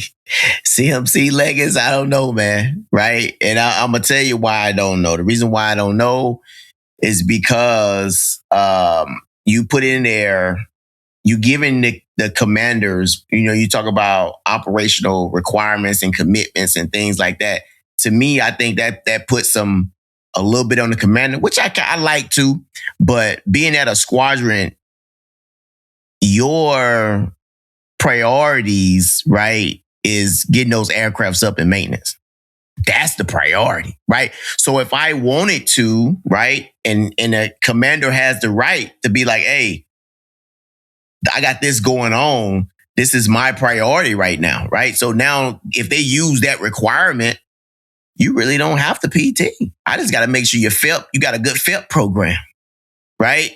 Because that's kind of the one thing that's mandated, right? The FEP program is, and everything else says PT. It don't say command PT. It says PT for one. So that kind of throw a little bit of a gray area to me sometime on some of this stuff when you get to start talking about it. Because you easily, CFL can go up there with this great ideal and all these things he or she wants to do. But then, right, the priority is maintenance and flying aircrafts every day. You think that's a gray area? I think it's a gray area, meaning like, hey, how am I going to put this in my work schedule when I'm behind on maintenance and I can't get aircrafts up? So I think you think your CEO? Well, it ain't great. I tell you what, it ain't great. I take that back. It's not great. It's pretty much saying we're not going to PT because we got this going on. You think your CEO could tell that to Secretary Hexef? He don't have to. It says in their requirements. It says if commit. It says, let me see the word I'm looking for. It says in their mission and operational requirements. Yeah. So you think your CEO could tell Secretary Hexef, hey, every single day we got mission and operational requirements that restrict us from PTing, and Secretary Hexef gonna be like, okay, cool. No, it probably ain't gonna roll. It probably ain't gonna roll like that. Yeah, right. And I'm assuming it's not. But at the same time, we gave commanders that leeway, though. That's what we just did. It ain't leeway if they can't. It ain't leeway if they can't tell SecNav or SecDef that they never going PT. So this is basically. Hold on, I didn't use the words never and all this stuff. Never going to PT. This shit. Yeah. The reason why I gave all them examples like wake up, drive to work, and all that, because this basically added that hey, PT is a part of, and we could pull up. It's a part of your workday now. Like it's saying that. Yeah. This thing is saying like, yo, we don't care about all of these things that you saying you do. You know. Yes, consistent with mission and operational requirements. It's like we don't care about all these things that you're saying you do. You guys need to PT. Like I mean, you tell me, tell me something different, Troy. That's how I'm reading it. Now, do I think that the CEO could, like, I know I asked you to tell me something, and I kept talking. Do I think that the CEO could, like, have exceptions sometime? Yeah, but I don't think that it could be like, yo, we a busy command, bro. like I don't know though. Well, I don't think it's going to be everybody drop what you're doing and everybody's going to go PT. I think it'll be more of a schedule type thing, right? And it's going to be unique depending on the command and, of course, the mission. So you might have a PT watch bill. You might find yourself PTing on your own, or you might, I know for us at InServe, we travel, but hey, we're gonna allot the time for, us to be able to go PT, get that, that hour and a half, But it's gonna be on our own. You know, there ain't gonna be no group PT. So I don't think we're gonna see a situation where it's like the whole command is just gonna stop what they're doing, and then everybody's just gonna go PT. It might just be hey, at lunchtime you go, or at this time you go, and and find a way. I think that's why they wrote it so open. Because they could have just been like from these hours to these hours. I think they wrote it so open that people do, because the way we doing it is a little different. Like we got Alpha Company who PT every day anyway already as ceremonial guard. So ain't nothing gonna change for them. We got our Charlie Company that just started integrating PT when they got so they're gonna PT, and then I think what we're gonna do is once a week or every so often, twice a week or something like that, we'll do a command version of PT. But most of our companies already have individual PT because of the kind of command I'm at. So it's not much, but it's just trying to figure out the flex and also making sure that people PT every day. So yeah, and look, and for us though, we are making it happen. Also, I'm just using it because I know how our conversations was going, right? So we are most definitely going to PT. But I'm curious to know though, also like I'm talking about a squadron. It has to be at the command that's more demanding probably than a squadron, right? So how are they implementing everyday PT? So I'm interested in that too. Bro, man, give me. See, I don't be thinking everything. When you was on the carrier, was it demanding? No. When we command PT of the carriers. When you was on the DDG, was it demanding? No. Yeah, I think I don't be thinking I don't be thinking commands be as demanded as like we say it is when we in it. We just working so hard. We can't stop to do nothing. But most people, I don't think work more than 4 hours, bro. Yeah. Hey, Dumbo, I will say this though about squadrons, and I'm sure I haven't been at a squadron for so long, right? But one thing I found out real quickly, you guys know this, when you on a carrier, you on a ship, and they start the flying or whatever, right? And that's all they doing on board that ship is probably flying. If they're not flying, they probably sleep somewhere doing whatever, right? Yeah. It doesn't stop when they come home though. Yeah. Right? All the maintenance and all the flying stuff they do, they fly right off the ship and they still flying damn near every day. Like that stuff does not stop. Yeah. Right? So what you see them doing on that carrier, flying and doing all that stuff, it doesn't stop. Yeah. For them. Yeah. I be seeing them chilling too, like a lot though. I be seeing, hey, no offense, to my aviation people, I got smoke with y'all from how y'all did my spaces on the carrier from before. But I'll be seeing. I haven't been anywhere in the busiest commands I ever been to. I still see pockets where you could do something, but it's also, it's also something to be said about those pockets being like mental health spaces and things to do, other things at. But I think we kind of beat that. Now, Damo, let me clean that up a little bit. I'm not saying we can't do it now. Don't get it twisted. We figuring some things out. I don't want to say it's not happening. Yeah. It's happening. We just got to figure some things out. Yeah, we're going to make it happen. Is it happening already? All right, let's go to the next joint. That's a lot of y'all too. That's a lot of y'all commands. Like, no, we're gonna have a meeting about it. And, we kick it off in February. We still talk about that, man. It's crazy. That's how we do, man. I told my man, I was like, yeah, man, you gotta brief it, man. Like, put it on a PowerPoint. My man was like, a PowerPoint? I'm like, yeah. Like, for this one, you got to for this one. It says PFA, CFA failures will be reported with specifics beyond pass-fail. Example, Block 29, cycle pass P or fail / within BCA standards are not within BCA standards, PRT overall score, overall points, PRT category. So then they got more examples, and you got to look at this. I'm not going through all this. It's not just a PRF. It's more details, how you did, that type of stuff. I'm going to take the back seat on running through this, Troy, and can you run through unless you don't want me to, but Can you run through this whole BCA thing for us, man? Okay. So I'm gonna give my opinion real quick, and then I'll take y'all through it. Right. So when this instruction came out, when the whole change came out, one, I was glad that we was doing away with the scale, because the scale I felt like was very inaccurate when it came to the proper way. Like it was biased in a sense, right? And I'll tell you why in a little bit. I then started to cringe because I'm like, oh my goodness, we got to tape everybody now. But then when I thought about it, I'm like, well, we tape everybody now as it is. Like, so it ain't much really changing. All right. So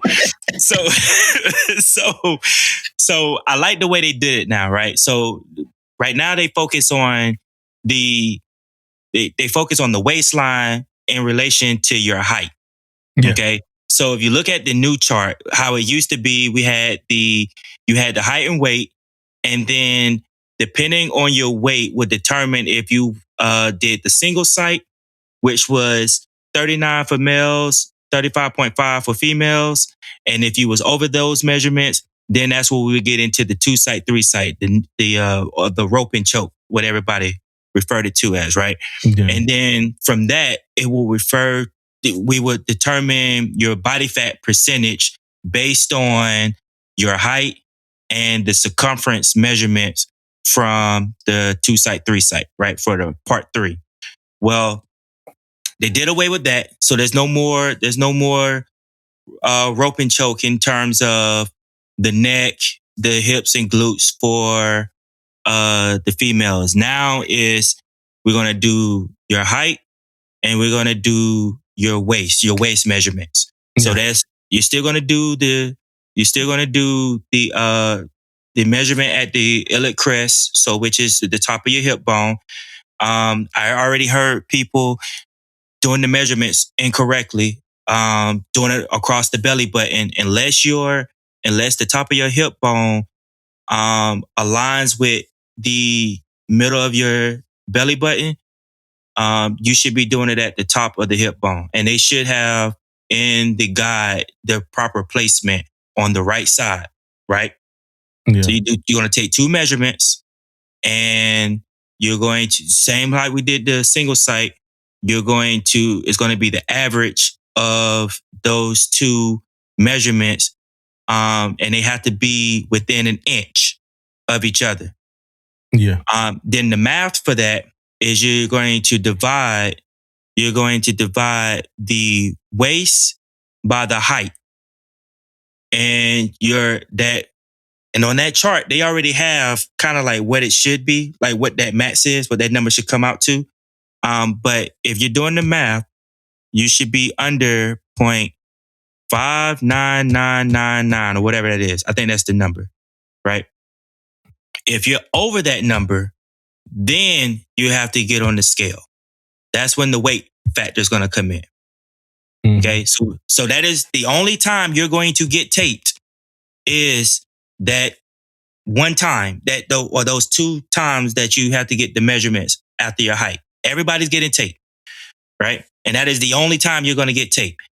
If you're over that measurement, that 0.5999 or whatever, if you're over that, I think that's the number. I got to go back and look. Or is it 0.54? Yeah, 0.5499. I see that for CFLs, but yeah. 0.5499, something like that, right?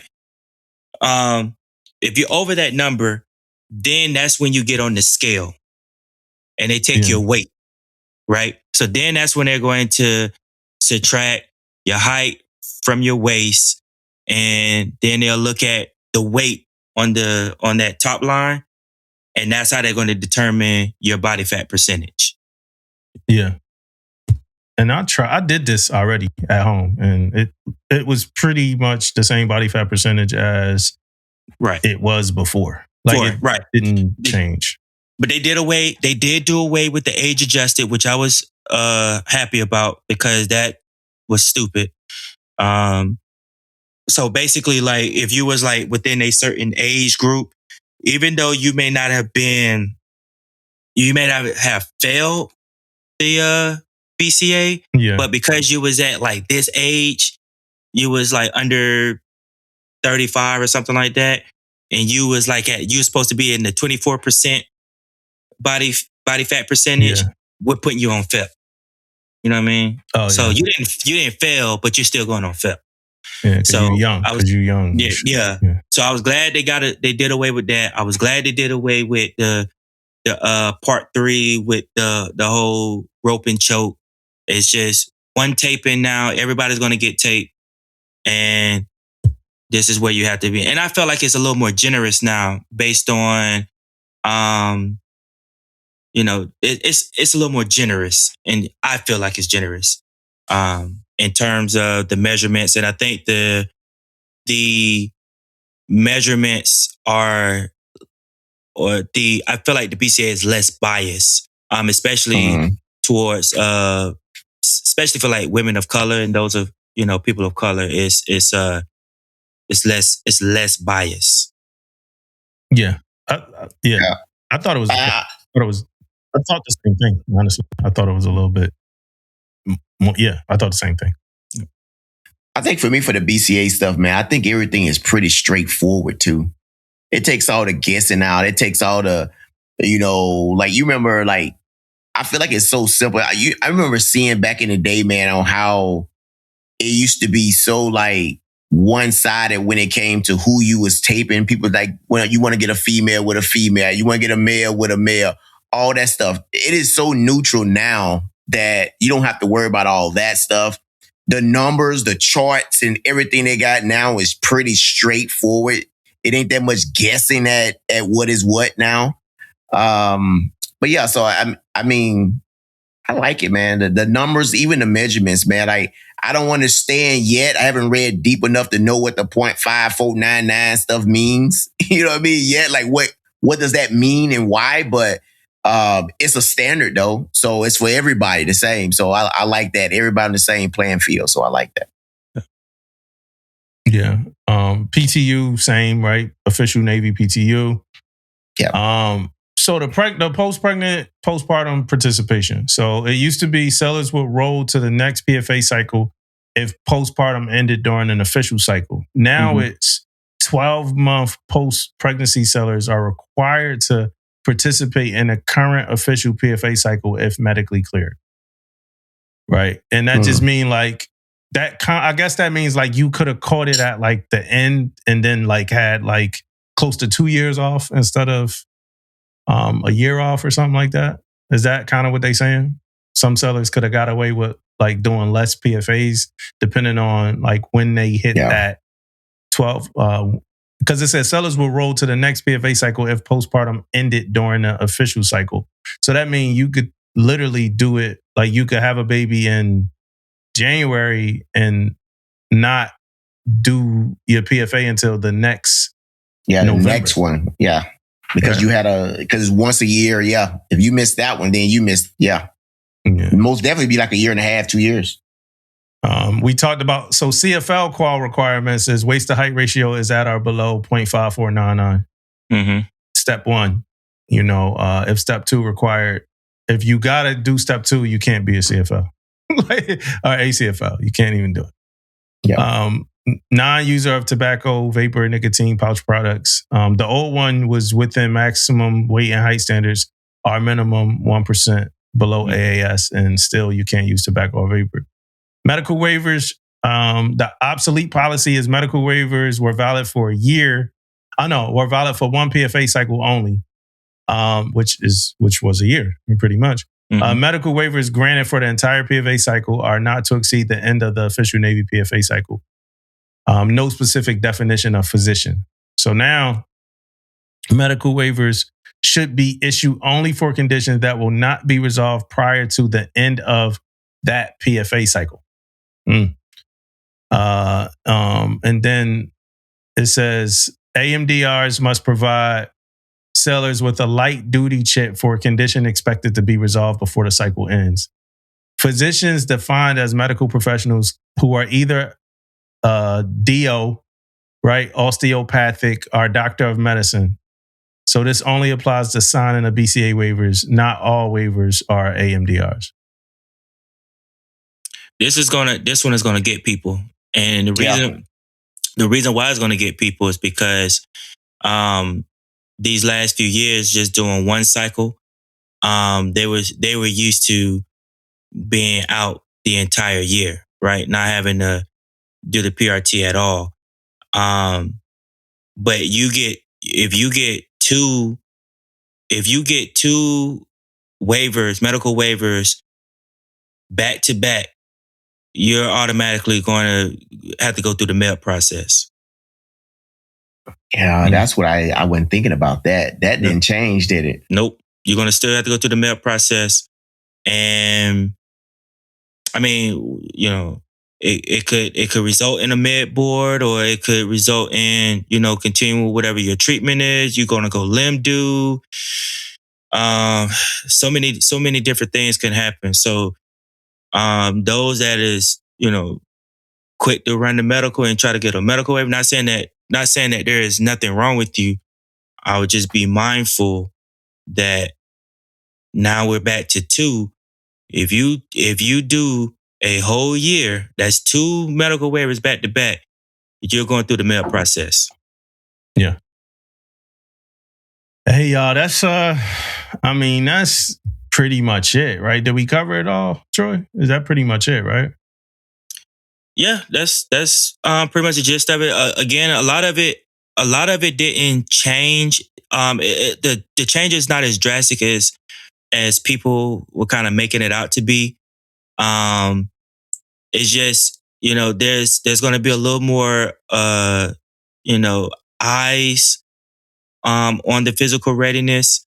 I would say, you know, those current CFLs definitely read up, get into the instructions and get creative.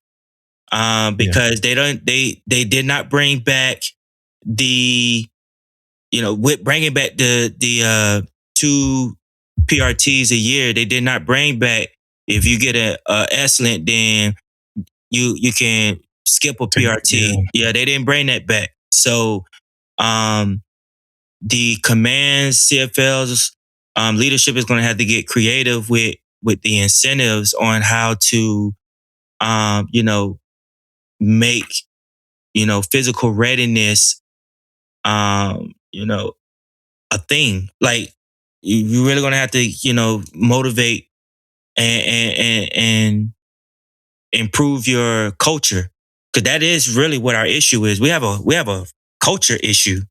A lot of people don't prioritize physical fitness because it's all about getting the job done. You know, we got a mission that we need to complete. We got training that needs to be done. We got to prep for deployment. We got maintenance. We got all these things that becomes a priority, that physical fitness takes a back seat. And then, you know, who wants to go and go work out or do all this other stuff after being, you know, working these long hours, or, you know, being stressed out? I want to go home and, you know, do what I want to do for myself to take my mind off of the stress that I had at work. So we're definitely going to have to improve the culture of, you know, fitness. Definitely leadership needs to be, you know, understanding nutrition. They need to understand sleep hygiene, and they need to understand how to, you know, take a look at your sailors and start figuring out how you can help them and how you can help improve the culture and what you can actually control. You don't need to wait for the CEO or this whole, you know, command instruction on what y'all are going to do or mandate. We as chiefs and we as leaders we have some control and we have some say.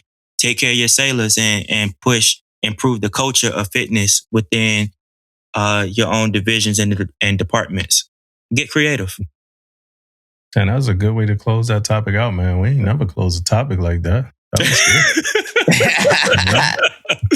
good. Good That was shit, good. Hey, man. before we go, man, it's getting late for us over here. Before we go, I want to have some real quick fun. Before the quick fun, I want to show my love to Teyana Taylor, who won a Golden Globe last night. Yeah. Very early in her career as an actress, and I admire. If you don't know, I admire Teyana Taylor as a singer. Like I was a fan of her as a singer, and I saw what she went through with Pharrell. I saw what she went through with Kanye. I saw her go through, retiring from music and, everything she went through. She really got the Rose that grew from concrete kind of thing, Rose in Harlem and all that.